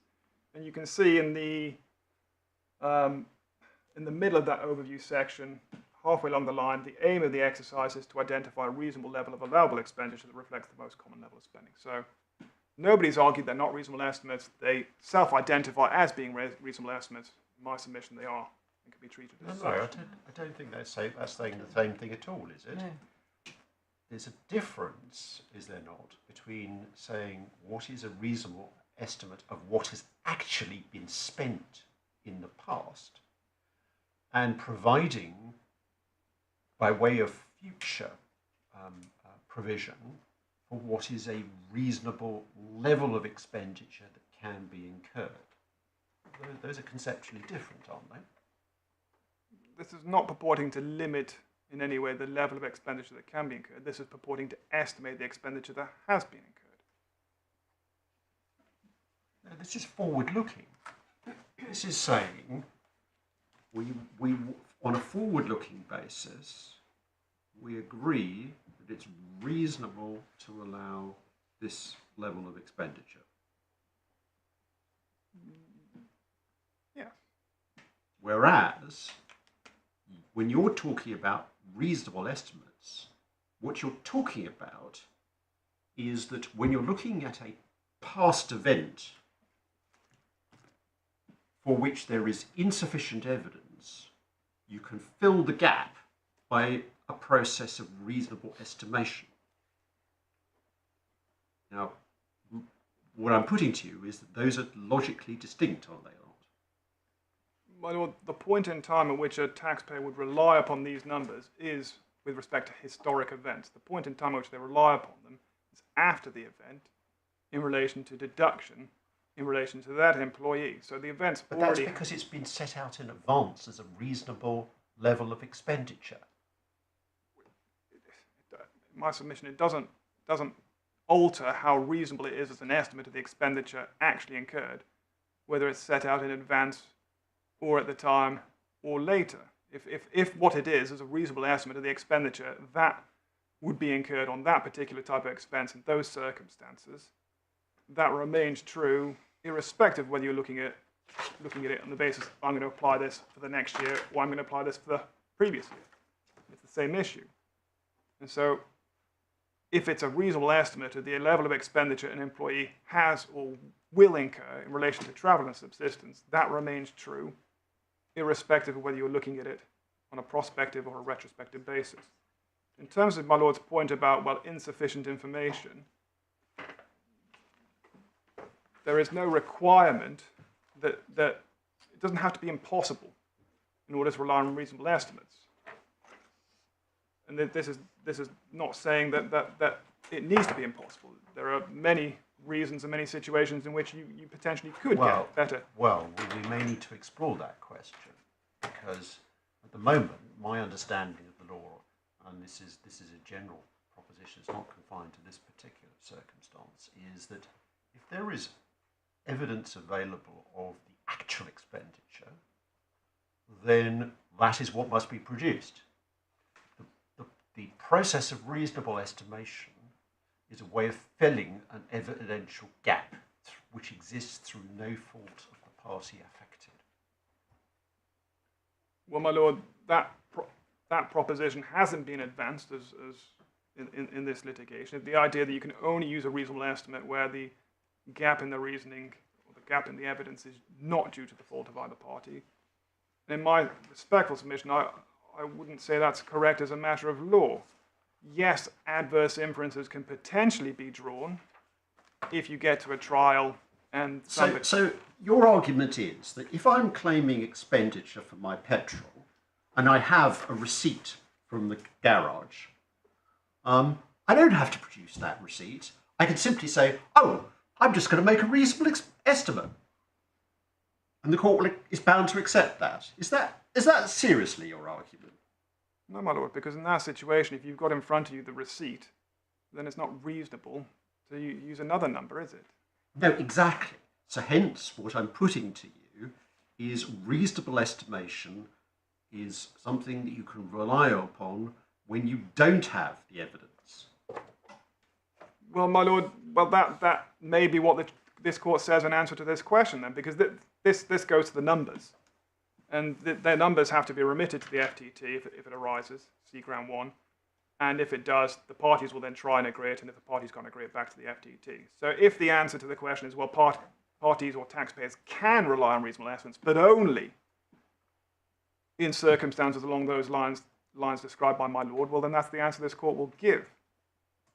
But it's still possible to rely on reasonable estimates, and it'll be a question for my client to persuade the tribunal, if it can, that it falls within... Your argument is you're entitled to rely upon these benchmark scale rates. Yes, my lord. Which is a rather different proposition, isn't it? Well, my lord, the proposition is that we can rely upon these as reasonable estimates. If my lord is saying, well, no, the only people who can rely on reasonable estimates are people who haven't got, or through no fault of their own, the actual evidence, then that's the answer this court will have to give to that question. It would be for Mainpay to discuss with HMRC and, if necessary, the tribunal, whether it satisfies that particular test. But, I mean, when we get into the question, well, what is this and what does it do? It goes into, yes, it's presented in terms of a dispensation, but as I said out of my skeleton argument, it's section 65, if we want to look at it, of ITEPA, a dispensation only allows HMRC to confirm as non-taxable something that is non-taxable. It's not some sort of care and management power to relax the rules. So the basis upon which these are proffered is it is reasonable and it is permissible for taxpayers to use reasonable estimates. If that's wrong, then HMRC logically ought not to be granting dispensations except on the basis my lord has stated. If the only circumstance in which a taxpayer can rely on a reasonable estimate is if there's an absence of the best evidence due to no fault of the taxpayer, then dispensations can't be granted in relation to these scale rates, at least not under section 65 as it then was. Well, it's now been repealed, I believe. If we just look, please, at section 65 to see that point.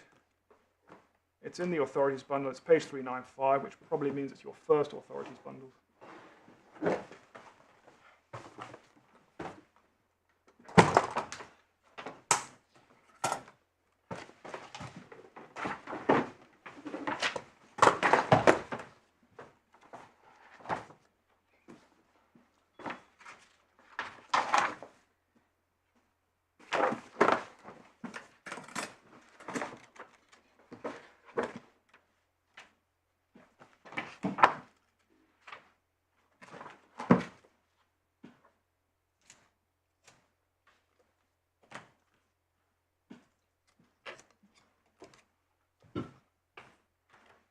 Key provision, the first key provision is subsection 3. If an officer of HMRC is satisfied that no additional tax is payable by virtue of the list of provisions, you can see in subsection 2, that's section 216, provisions of certain benefits codes, certain provisions of the benefits code. By reference to the payments, benefits, or facilities mentioned in the statement, the officer must give a dispensation under this section. So HMRC have to be satisfied that no additional tax is payable by virtue of the list of provisions in relation to the payments. So that means when somebody writes to HMRC asking for a dispensation, say, I want to rely upon your scale rates, they have to satisfy the officer, and the officer has to be satisfied, well, I am happy as a matter of law, no tax arises in relation to these proposed payments by virtue of the list of provisions. If the officer cannot be so satisfied, for example, because actually it's not permissible to use a reasonable estimate, unless you are in the position described by my lord where you don't have the best evidence and it's through no fault of your own, then the officer wouldn't be able to be satisfied and wouldn't be able to issue dispensation. So all this is doing is allowing HMRC to confirm as non-taxable that which would in any event be non-taxable. So what's the point of it? Well, the point is in subsection 5. If a dispensation is given under this section, nothing in the list of provisions applies to the payments or the provision of benefits covered by the dispensation, otherwise has the effect of imposing additional liability to tax in respect of it. So it's essentially a form of statutory estoppel. It says, well, if we change our mind, if we get it wrong when we give you a dispensation, you're protected. That's what it says. That's the benefit of having the dispensation. You're protected if we've got it wrong. But in terms of the conditions, the clear statutory condition for issuing the dispensation in the first place, it must be satisfaction that no additional tax is payable. And if it's not permissible to use reasonable estimates, subject to the conditions my lord has suggested, then HMRC would never be able to be properly satisfied without committing an error of law that no tax is due in relation to those payments because, well, you haven't shown us you're a person who doesn't have the best evidence through no fault of your own. Therefore, you can't rely on a reasonable estimate. You must rely on actual numbers derived from processing many thousands of receipts potentially. So that's why, in my respectful submission, the use of reasonable estimates is not so limited. Now, it doesn't mean you can deliberately claim more than you know is the right amount. I'm certainly not saying that. But this is a more general point that, in general, it doesn't have to be through no fault of your own. Can you clarify for me what your submission on this is? Because you say it's not so limited. But I'm struggling to understand where you draw the line. Because in my petrol station example of the receipt, you accepted that the party would be obliged to produce the receipt.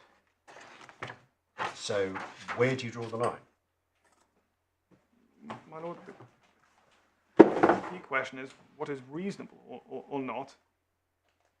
And you have to remember this is applying to the employer. This is the employer who's going to be operating this. And the whole point of this, and the dispensation, and providing the advisory scale rates is the administrative impracticality of doing that for potentially thousands of employees and potentially thousands of receipts. I mean, you can see that in the... Well, with respect, Mr. Firth, I don't think that's an answer to my question, because I don't understand you to be arguing, and if I've misunderstood, please correct me. I may have misunderstood.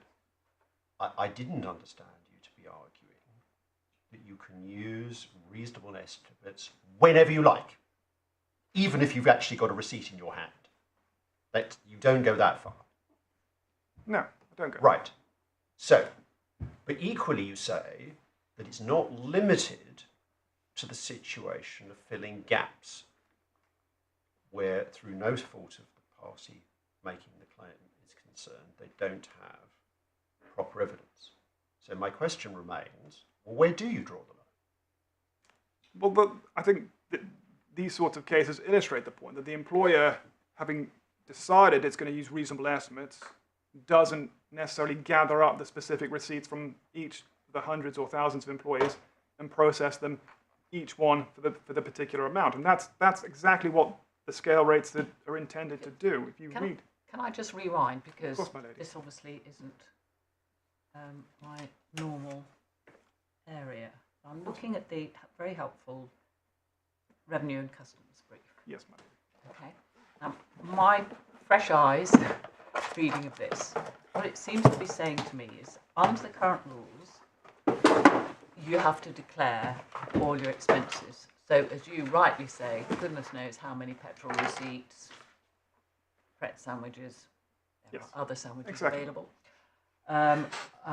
whatever. However, the revenue have recognised that actually that's hugely burdensome for employers and it's hugely burdensome for the revenue. So they've come up with this dispensation scheme. Mm-hmm.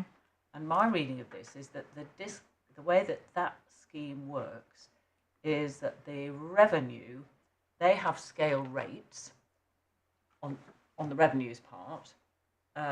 Companies have their rates that they've agreed with their employees as to what they're entitled to claim back. You're looking puzzled, but it says the employer often agrees scale rates for travel and expenses that broadly match the allowable expenditure incurred by its employees. So what I'm seeing, I think, is we have the employers who've got their scale rates under the terms and conditions that they employ people, and we've got the revenue with their scale rates that they've developed, however they've developed them.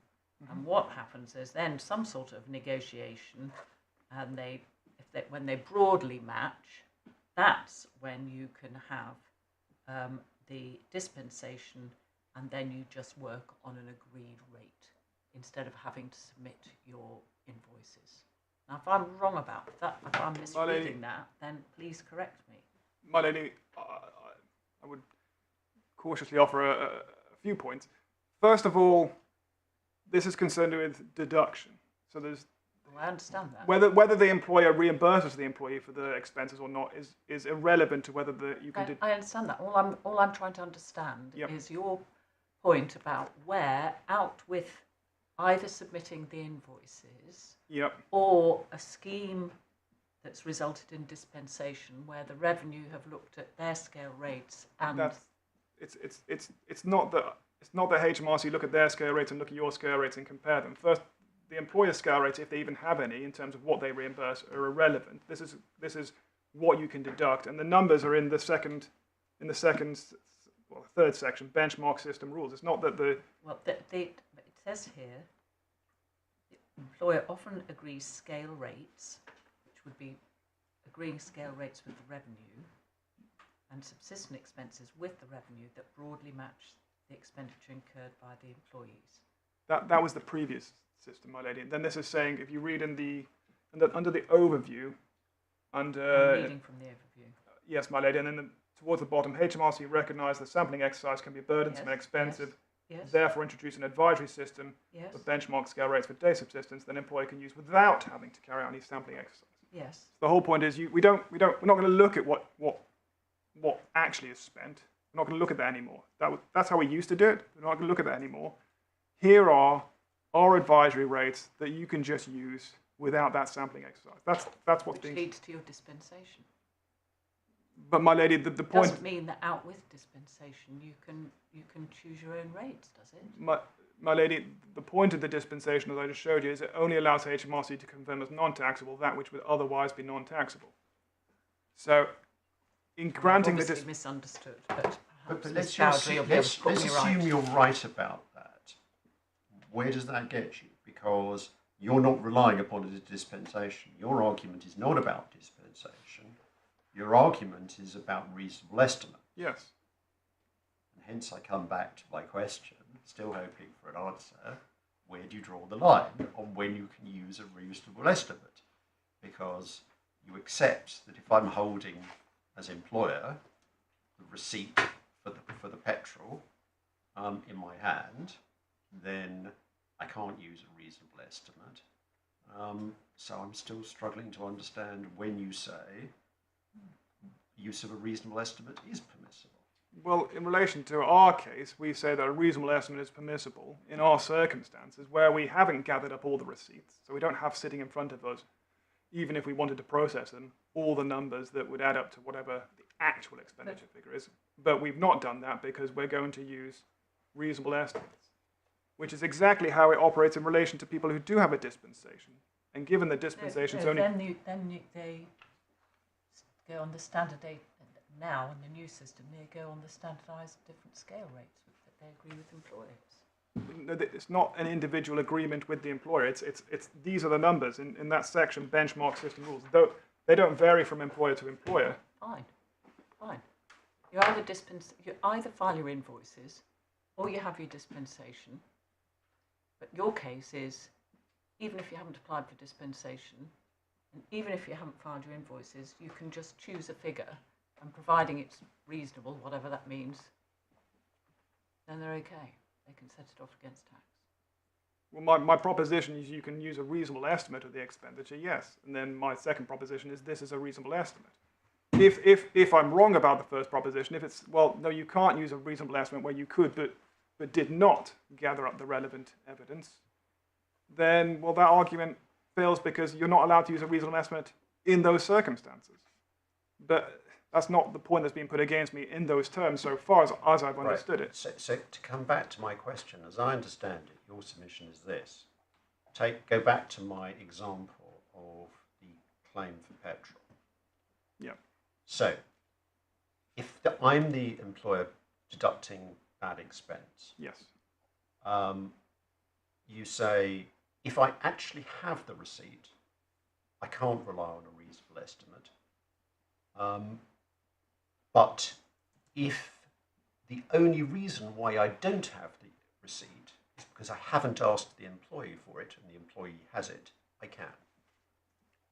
It's more nuanced than that, my lord. You have to make an assessment. Was it reasonable to do what you've done? If it's a single big ticket item and you just fail to get the receipt and just estimate it, then that's probably unreasonable. But if it's hundreds of thousands of very small receipts that would take a disproportionate amount of time to gather and process, then it's entirely reasonable. That's why they've introduced the dispensation scheme. Exactly, because it's reasonable to estimate. So why should you be allowed to use reasonable estimates if you haven't produced the invoice and you haven't chosen to engage with the HMRC to get dispensation? Precisely because a dispensation doesn't make something non-taxable. Well, it's not supposed to be granted to make something non-taxable that would otherwise be taxable. So the only basis upon which the dispensation can be granted is that would be a lawful thing to do even without the dispensation. That has to be the logic. The logic has to be, well, even if you didn't have a dispensation, it would be lawful for you to deduct sums of these amounts where employees incurred some expenditure. Therefore, we will grant you a dispensation because the dispensation is something we can do to confirm that it's not taxable. So in which case the whole dispensation system is pointless. No, it's not my You law. can do it anyway. No, it's not my law because, as I've shown you, the protection is under subsection 5 that if HMRC change their mind or the law develops and says, because dispensation wouldn't just necessarily cover this, it could cover all sorts of things, points of law, points of fact. If HMRC or the law changes, having a dispensation protects you. It's like a form of statutory stop. It stops HMRC coming back and saying, well, although we thought that was okay at the time, turns out it's not. But if you've got a you can go ahead and use these rates anyway. You don't need a But you haven't got protection. If it turns out that whatever HMRC has said in the dispensation was wrong, and you don't have a dispensation, you can't. But it can't be wrong. On your argument, it can't possibly be wrong because you can use these rates anyway, and the dispensation is not needed. Well, no. Let's say there was a numeric. So HMRC could never be wrong on this. No, my lord. With respect, if there was, let's say there was an error in the computation of the numbers was discovered, HMRC might say, well, although we said £10, actually we noticed an important error. It should have been £8. The people that have dispensations at the £10, they're protected. The people that don't have dispensations, they're not protected. That's the difference, my lord. And so it's not the case that it's irrelevant. And also, dispensations don't just cover this sort of issue. You've seen it's a broad power to confirm various points. This is an example. All right. Thank you.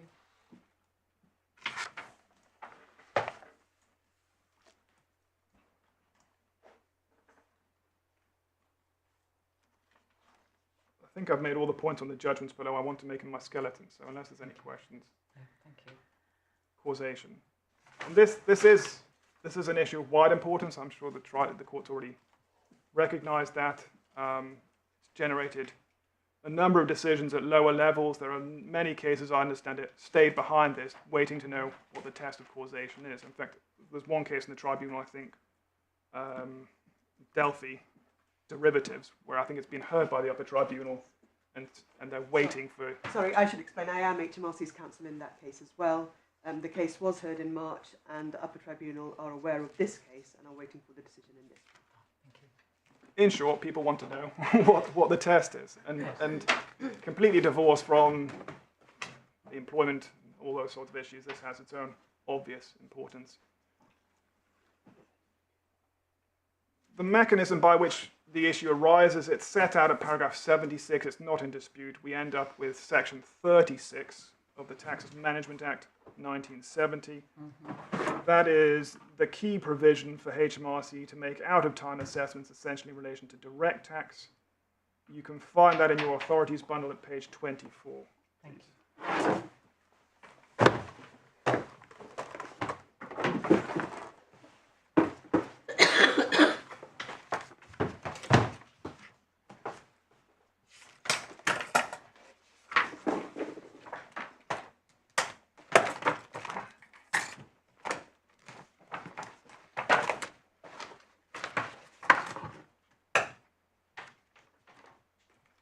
We see there an assessment on a person in a case involving a loss of tax, income tax or capital gains tax brought about carelessly by the person may be made at any time not more than 6 years after the end of the year assessment. And so you see those key words, loss of tax brought about carelessly by the person. And there's also words of extension that include carelessly by someone acting on my behalf, but we're not concerned with that issue. You can see similar wording in subsection 1A, assessment in a case involving a loss of tax brought about deliberately, and then it's 20 years. It's not in dispute, in this case, that HMRC bore the burden before the FTT of proving that that subsection was satisfied.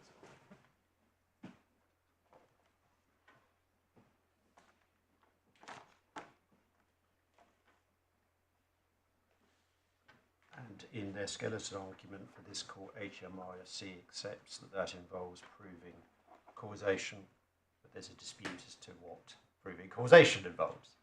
Which, yes, you've got to the nub of the issue, my lord, because I will make submissions that what HMRC describe as causation is nothing of the sort. It's just not causation in any sense that's ever been recognised, as far as I can see. But that's skipping quite, well, not quite far ahead, but to some case I'm going to show you shortly. Our case, as you've seen, is that we say, well, it's not sufficient that HMRC proved you act carelessly. What needs to be pleaded and proven on the balance of probabilities is that the carelessness caused the loss of tax, brought it about. And put that differently, or inversely, if the loss of tax would have occurred even if the taxpayer had taken the reasonable care suggested, barring exceptional cases of concurrent causes, which we'll come on to, the failure to take that reasonable care did not bring about the loss of tax.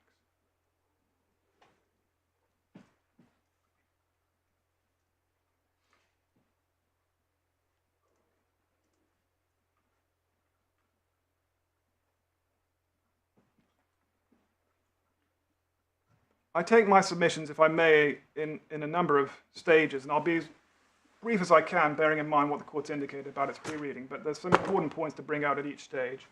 The first stage is simply to look at the wording of section 36(1), which in my submission, plainly on its face, in saying that the carelessness must have brought about the loss of tax, requires causation in the sense I've described it, which is simply factual causation. I'm not going to describe it as but-for causation, although that's an important part of the factual causation test. I'm simply saying factual causation in the ordinary sense of that word. As we'll see, it's understood in many different contexts. And therefore, in order to consider whether the loss of tax brought about, the carelessness brought about the loss of tax, it is relevant to consider,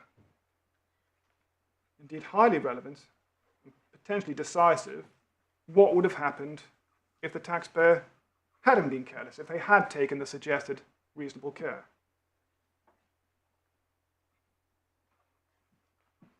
Yeah, well, we'll get on to the counterfactual analysis later, but is it convenient just to get section 118, subsection 5 out of the way first?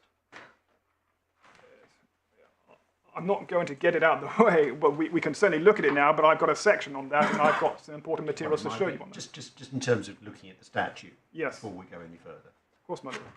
It's in your authorities bundle, it's page 31. And this was a provision brought in 2008, so it didn't exist before 2008.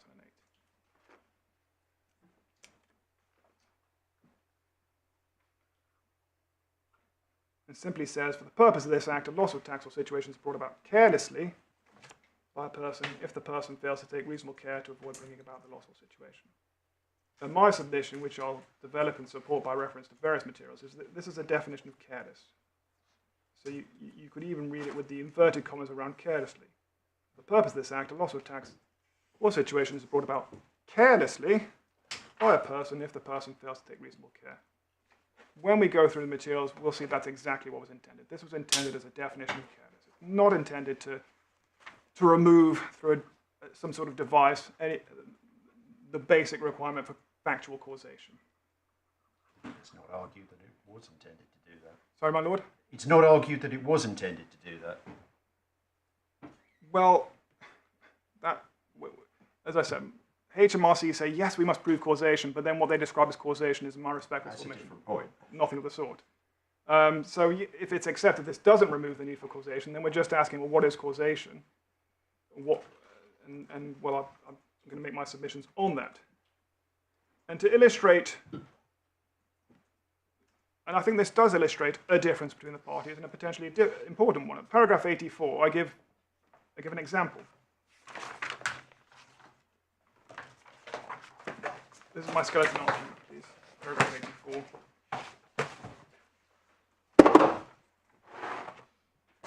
And the example is the taxpayer commissions an expert, let's say the counsel, expert advice in relation to a point of law upon which the tax return depends, or a number in the tax return depends.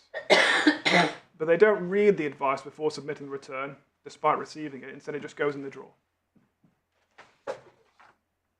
Not reading it is careless. You've taken the step of commissioning the advice, you've not read it, you put it in the drawer. That's failure to take reasonable care. But if the advice in the drawer would have supported the position taken in the tax return, we know that even if you had read it, the tax return would have been no different. In fact, Well, not necessarily, because this is why it all depends. It's not a question about the legal test, it's a question about the facts. Because suppose the expert advice is commissioned from someone who's not competent to give it. Then that's not reasonable care. My lord, it's my example, my lord. I mean, my example, I'm assuming an expert. So Yes, but I think what you are asking us to assume is that in this example, the expert is A, appropriately qualified, and B, properly instructed. well, please do assume that, my lord, because that's not the point this example's testing. The point this example is testing is a different point, which is you didn't read it. So when you turn up at the tribunal and HMRC say, this taxpayer failed to take reasonable care, why? Well, assume that the person commissioned was an expert, and assume they had all the relevant information before them to provide a proper advice. So there's nothing wrong with the advice. The failure to take reasonable care is they got the advice and put it in a drawer and didn't read it. And It's a paradigm case. that's a failure to take reasonable care. And it shines a spotlight on, I think, the difference between, my submission, the difference between the parties. Because on my submission, when you're asking, well, did that failure to take reasonable care bring about the loss of tax? You'd say, well, what did the opinion say?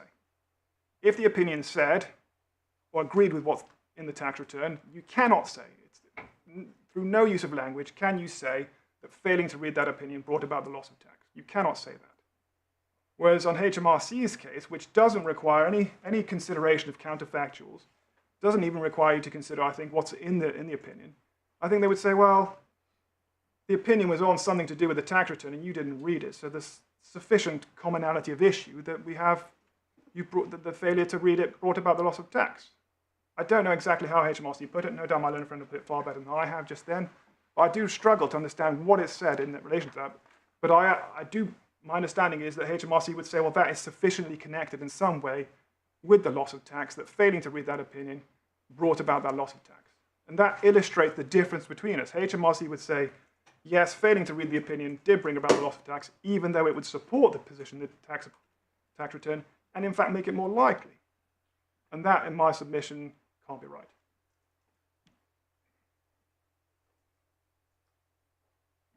The other example I have at 86 is, again, assume expert advice from a properly qualified individual. But this sort of moves into what my lord was suggesting. Well, maybe you didn't give proper instructions. And so the example is that you commission advice from somebody, and the advice is positive in support of not including something in your tax return. And it gives two reasons. One's a legal reason, and one's a factual reason. The failure to take reasonable care is that the factual reason is based on incorrect facts, and you should have known that. Now, assume that the legal reason is independent of the factual reason. So in that situation, yes, you fail to take reasonable care in relation to this advice because you failed to spot the issue with the facts. But there was an independent legal reason that would have been returned saying you don't need to include this in your tax return, even if you got that right. So then we ask the question, well, did that failure to take reasonable care bring about that loss of tax? Answer, no, because even if you'd got the facts right, even if you'd taken the reasonable care, the legal reason, the factual reason would be gone, but the legal reason would still be there, and therefore you would have exactly the same position, exactly the same tax declared. And so again, this illustrates the difference between us, because HMRC would, I assume, say, well, that failure to take reasonable care in relation to the facts underlying the opinion relates in some way to the tax issue, and therefore it is or does bring about the loss of tax. And again, you know my submission on that is that's not right. Causation is all about, however you look at it, it's all about whether one thing can be said to cause the other, the effect. It's all about that. And we're going to look, if we may, look at two Supreme Court cases on causation. And point. Well, just before we go there, you said something a moment ago which I found puzzling, because I thought your case was that the correct test for factual causation in these circumstances is the usual but-for test, but you seem to be suggesting something different a moment ago. So have I misunderstood? My Lord, only because, and we're going to see this, that factual causation itself is not purely but-for. It's because of, well, the obvious example is concurrent causes. And so we're going to look at this in the Supreme Court cases. So my point is, yes, it's but factual. The normal test of factual causation in the law is but-for. Yes. You're right that in the case of concurrent causes, then one has to accommodate that scenario into the normal test. But the normal test is but-for. And are you arguing for a different test to but-for? No. Right. Well, so as long as it's understood that what I'm arguing for is simply factual causation, which normally is answered or can be answered by a but-for test, but not always. And the point I'm making, and this is the point I'm ultimately making by reference to the Supreme Court authorities, is that is simply what factual causation means. It's not a special test that the law of tort has come up with. It's simply what, as a matter of common sense, amounts to factual causation. And that's equally why when we have those multiple concurrent causes, we have to adjust the outcome of the test because it doesn't fit with the common sense understanding of causation. We'll see that. So my key proposition is that factual causation is its own concept. It just exists as a matter of language, and the law has used that in numerous different situations. Tort being a very common one, but it's used in contract law, it's used in tort law. In fact, probably most areas of law have a need and use the test of causation, as in factual causation. Now, there may be supplements to that, and you end up with concepts of legal causation, because sometimes the law will cut down, by reference to remoteness, for example, factors that would satisfy Your argument is legal causation doesn't enter into the picture here. Well, I'm not saying I'm not saying those sorts of issues are irrelevant. It's difficult to think of them being relevant in a case. If you had a string of events and sort of at one end of a large number of events was a failure to take reasonable care, and at the other end of that large string... Sorry, Mr. Firth, I need to know what your case is. And I'm afraid to say it's a binary question. Do you say that legal causation is relevant or not? I had assumed that your answer was not, but if you accept it is relevant, fine. My case is based on factual causation. I'm not sure exactly the full remit of the principles I'm excluding by saying not legal causation, but no, my case is based on factual causation, my lord. Okay, so I'm writing down that you say that legal causation is, generally speaking, irrelevant for this purpose. I'm saying it doesn't seem to arise in the facts of this case, my lord, and that's why I was giving the example, my lord. It's possible that you could have a situation where you have a string of events. At one end, you've got a failure to take reasonable care, and at the other, you've got a tax return with an inaccuracy. And that could be a very short line of events, or it could be a very long line of events, and you may have intervening causes. And it may be that in those sorts of cases, a tribunal wishes to look at things like intervening event. I'm not suggesting this court should say, exclude those principles. I'm just saying it doesn't arise here. Here we have quite a straightforward situation where the failure to take reasonable care relied upon is well, we know what it is now after the Upper Tribunal, and those sorts of issues of remoteness just don't arise. So it'd be be remiss of me to say this court, or invite this court to say legal causation, with all baggage that might contain, is irrelevant, because I don't fully understand what I'm saying no to. I just know there are certain other concepts that could be relevant. But as a basic question, that, well, put it this way, my case is factual causation needs to be satisfied. Whether there might be reason in other cases to say, well, even though we've got a Yeah, but all right, but the point is this. You are not arguing in this court that if you fail on factual causation, you nevertheless win on legal causation. My lord, that's a very good way of putting it. Good, thank you. Right. These things are never straightforward. All right. Well, we understand that the focus of your submissions are on factual causation. Thank you, my lady. Because you say the revenues stop a stage too soon in their analysis. Yes, exactly, my lady. Davies and Bridge End County, please. It begins on page 1711, and I'm afraid I can't help with whether that's bundle 3 or 4.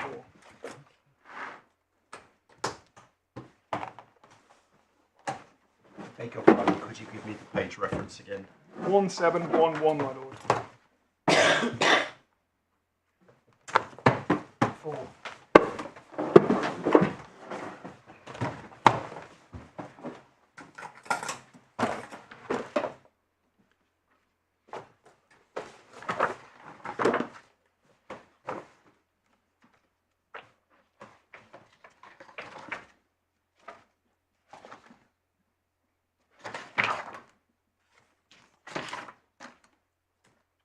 Could you just tell us where it starts?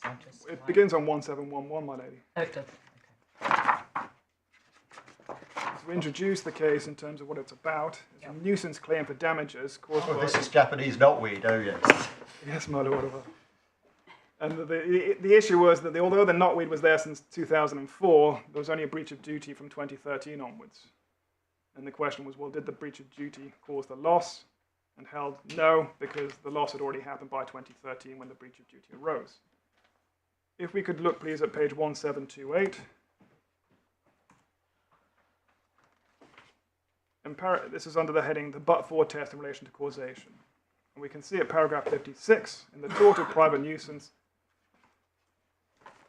the claimant is required to establish that the defendant's breach of duty did in fact cause the loss suffered. The purpose of the but-for test is to eliminate irrelevant causative factors. In the context of this case, but-for test asks, would the diminution in value of which the claimant complains have occurred but for the breach of duty? If it would, then the defendant's breach of duty is eliminated as a cause of diminution in value. There would be no causal link as a matter of factual causation. And my point on that paragraph is that what the Supreme Court's describing there is not some technical legal concept, it's just describing factual causation. This is what it means. And you can see that in the way it talks about it. It talks about eliminating irrelevant causative factors, not factors that we're going to treat as irrelevant for tort law purposes, but just generally they are not relevant causative factors. And you can see in the second to last line of 56, there would be no causal link. This is not a special test that the tort lawyers have come up with, especially for nuisance or negligence. It's just simply, as it says there, as a matter of factual causation. 57, there's a classic example of the but-for test. And then at 58, we get into the exceptions to the but-for test being giving the correct answer to the factual causation. So it says there are examples of exceptions to the but-for test for factual causation in relation to international torts. Then refers to the FCA and Arch insurance case, which I'm going to show you after this one. You can see there, by G refers to the simultaneous shooting of a hiker, where they both shoot at the same time. So if you ask the but-for question, you get an answer that neither shooter caused the death, but that's clearly wrong. And you see there by H, that result would be manifestly not consistent with common sense principles. And that's my point throughout, is this is just describing factual causation as a matter of common sense.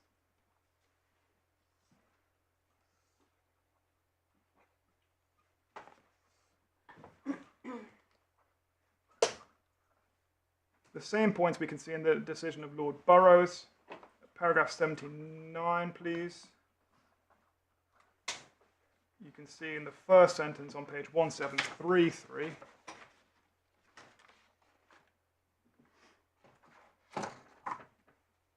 In the context of a claim for common law damages for a private nuisance, we therefore have a pure issue of factual causation. By G, put another way, was the relevant damage required to establish the tort of nuisance factually caused by the breach of duty? Then it sets out the standard but-for test at 80 and notes at 81 the exceptions where common sense requires a different answer to the but-for test. And my point on this decision is simply to illustrate that this is what factual causation means.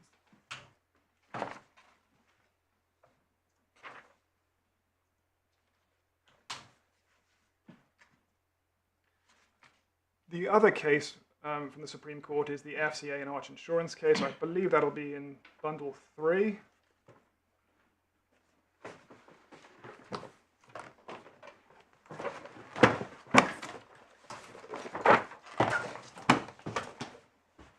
It begins on page 1, 2, 3, 4. This is the COVID insurance case. Sorry, 1, 2, 3, 4, my lady, is where it begins. 2.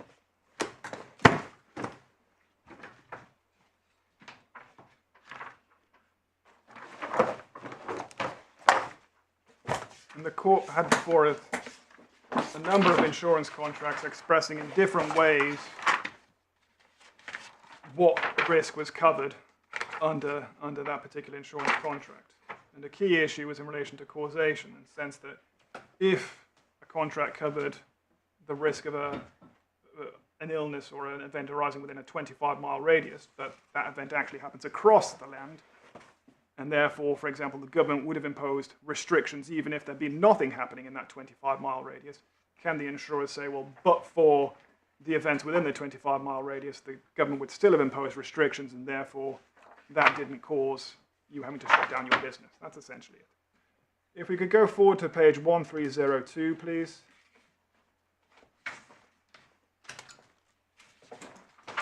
And what we see there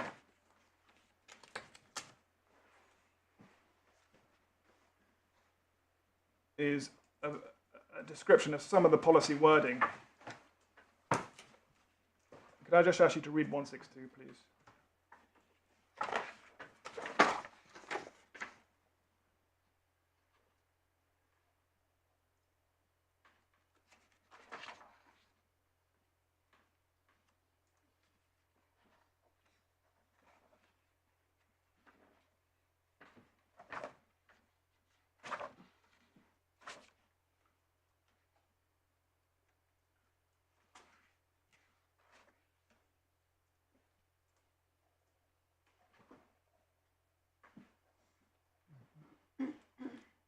What you can see, my lady, in the final 6 or 7 lines of that, but it is rare for the test of causation to turn on such nuances. And then the court goes on to say, although the question whether loss has been caused by the peril is a question of interpretation, it is not a question which depends to any great extent on matters of linguistic meaning and how the words will be understood. What is at issue is the legal effect as applied to a particular factual situation. Now, the point is that... What's the relevance of this for our purposes? Because we're not concerned with proximate. No, but the point is that once you're into a question of causation, how that issue of causation arises as a linguistic device, whether they said but for, or whether they said following, or whether they said due to, or something like that, doesn't really matter. At the end of the day, you're asking the same question, causation. That's the point they're making there. It doesn't matter what, if the contract's asking a causation question, it doesn't really quite matter how it's precisely expressed. You're going to end up answering the same basic issue. It then talks about the general approach to the question of causation in marine insurance law at 163 in reference to proximate cause. At 164 it says, you can see in the first sentence, the expression proximate cause is somewhat misleading as it's no longer used in its original sense. And then then we can see at 167, please. There are passages in the authorities which characterise the question whether a cause was, in Lord Shaw's words, approximate in efficiency, as simply a matter of applying common sense. This view is expressed in Leyland Shipping. I think the case turns on a pure question of fact to be determined by common sense principles. What was the cause of the loss of the ship? I do not think that the ordinary man would have any difficulty answering it was lost because it was torpedoed. And then it talks about the Yorkshire Dale case. And at 168, the Supreme Court says, well, the common sense principles or standards to be applied in selecting the efficient cause of the loss are, however, capable of some analysis. It's not a matter of choosing a cause approximate on the basis of an unguided gut feeling.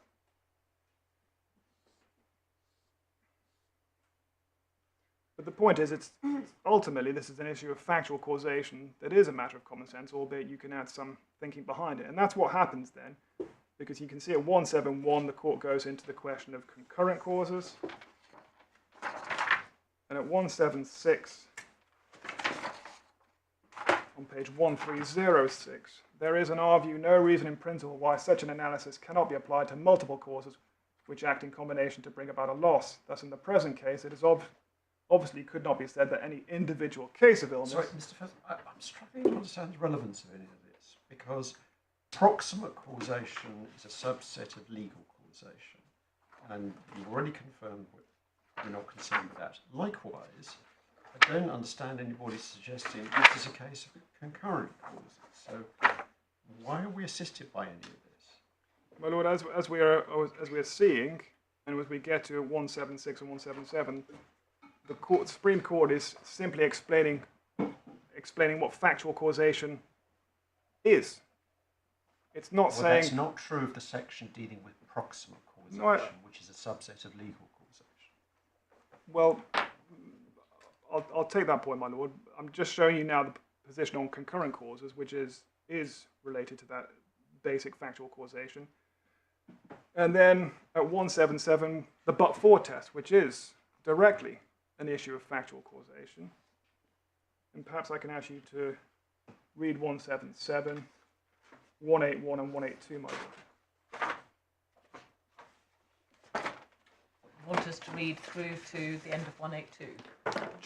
Sorry, not through to, just paragraph 177, and then skip paragraphs, and then 181 and 182. Please.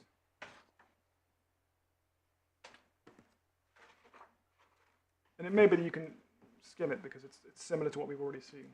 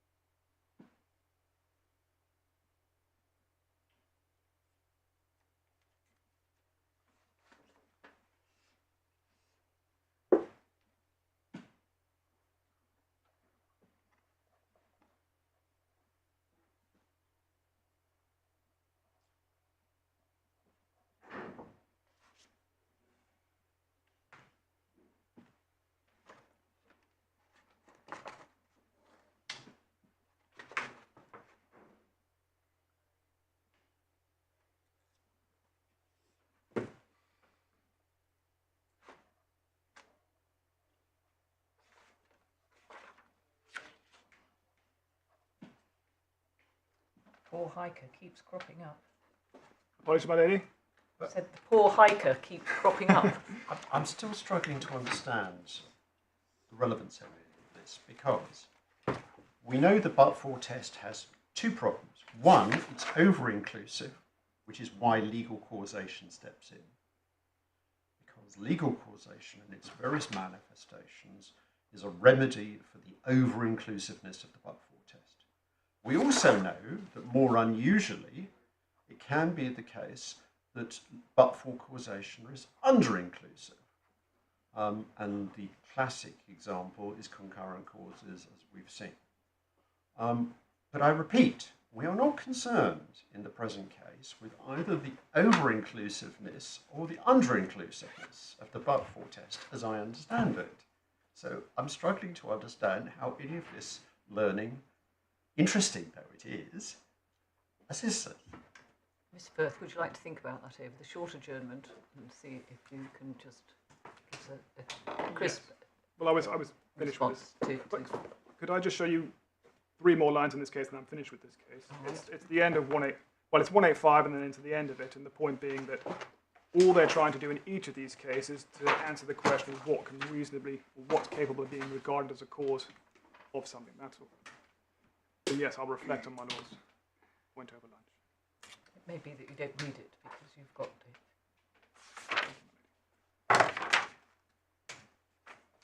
You've got Davis. Yes, thank you. Shall we say 2 o'clock, please? Thank you. How are you getting on? Will you be finished by what, 3-ish? Apologies, my lady. How are you getting on?